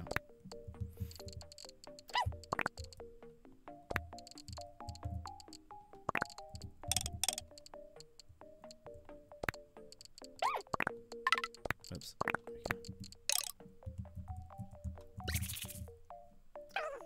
Yay! I was hoping for that. Oh. I love it. That's so good. Did you get electrocuted? Or no? Yeah. Oh, it looks so cool. No other Picross games have a helpful rodent friend. That I know of. True, actually. As far as I know, that is also accurate. That is so cool. I love this. I want to build a little space room. So amazing. Let's just look ahead. Well, I mean, we can't look that far ahead, but Space Divider, Spooky Teeth's Rice Cooker, Neil's Keyboard.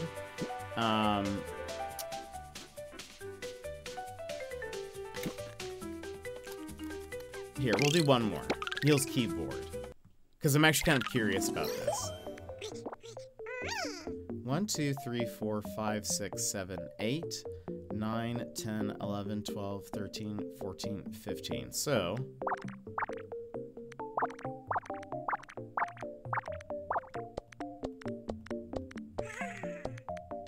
Same thing here. Whoops.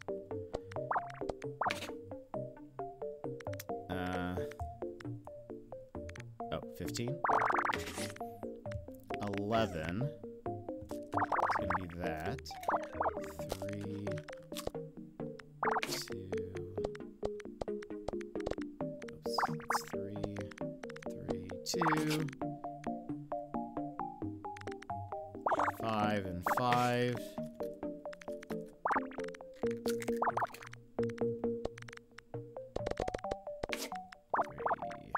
6. 6. 2, 3, 3, 2.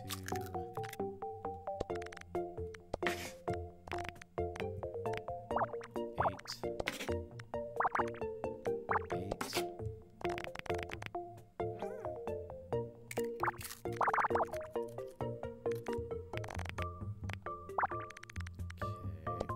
2. 2. 2. Whoops. X. We zoomed through this one. You cannot say we didn't. Oops.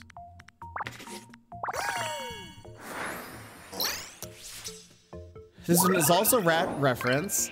There is a meme image called Neil banging out the tunes. You can look it up after. Oh, that is so funny. I was actually thinking this was supposed to be because this was near all the space stuff. I thought this was supposed to be a Neil Armstrong reference because I also thought, I wasn't thinking xylophone. I was thinking like a keyboard. Why? Oops. Did not mean to do that. Why was I thinking it'd be a keyboard? I'll tell you why. Because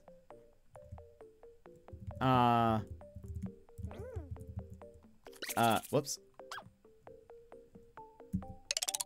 The reason why I thought that Neil's keyboard, which I thought was going to be space related, why I thought it would be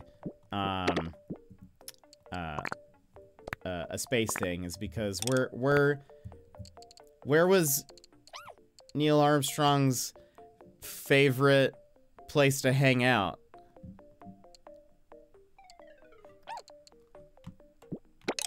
At the space bar. Oh, that's awesome. That is amazing. So I thought, in a rat home. So I thought it was going to be a keyboard, like a computer keyboard. But I get it now.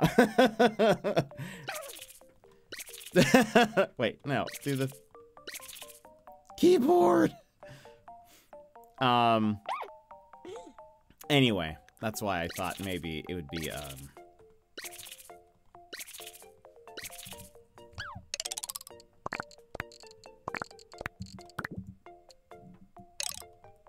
there you go.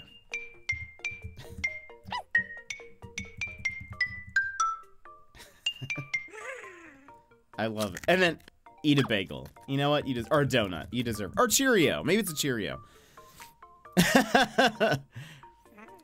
Maybe it's probably because I'm blocking the path. That's probably what it is, I imagine. Yeah, I think that's what it was. At the very least. Oh. You're tearing up your carpet. Come on. Keyboard me.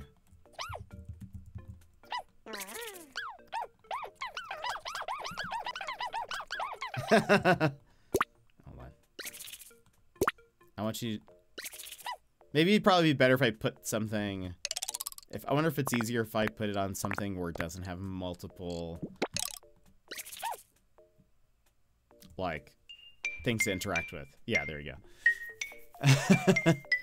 Can you turn the overhead lights off?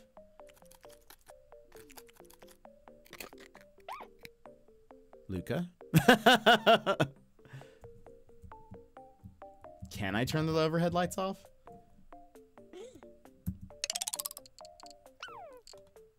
Oh, yes, you can. Oh, yeah, that looks so good. I love it. Yeah. I love this. Yeah, the moonlight. Yeah, I love it. It's so good. I love the space wallpaper. Big fan. Aww. That's so good. That's probably a perfect time to stop. Let him sleep.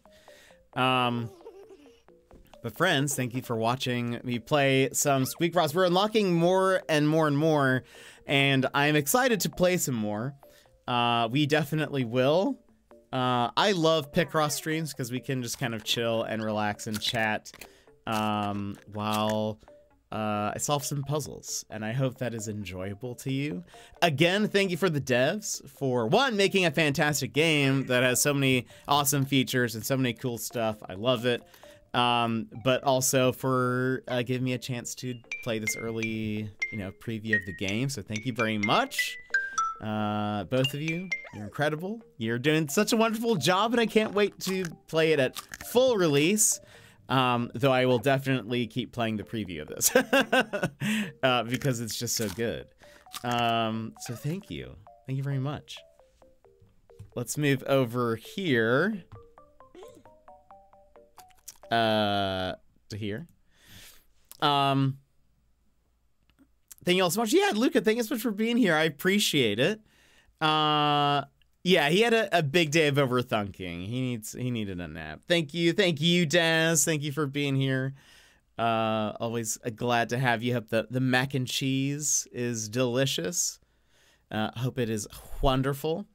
But friends, I think that is going to be it for us today. Tomorrow, I think we're gonna go back to the No Man's Sky expedition. And so we will come back to this preview though, because I have a blast with it, and I want to continue decorating the room though. So I might pace myself though, so that way I haven't finished like everything by the time the full game comes out. Maybe we'll just kind of occasionally come back to this and see, if we need a day where we can kind of just unwind. We'll do that. So, but thank you again, and of course, as it should be pinned. Is it pinned? It was pinned. Maybe one of the times it messed up. Let me just in case.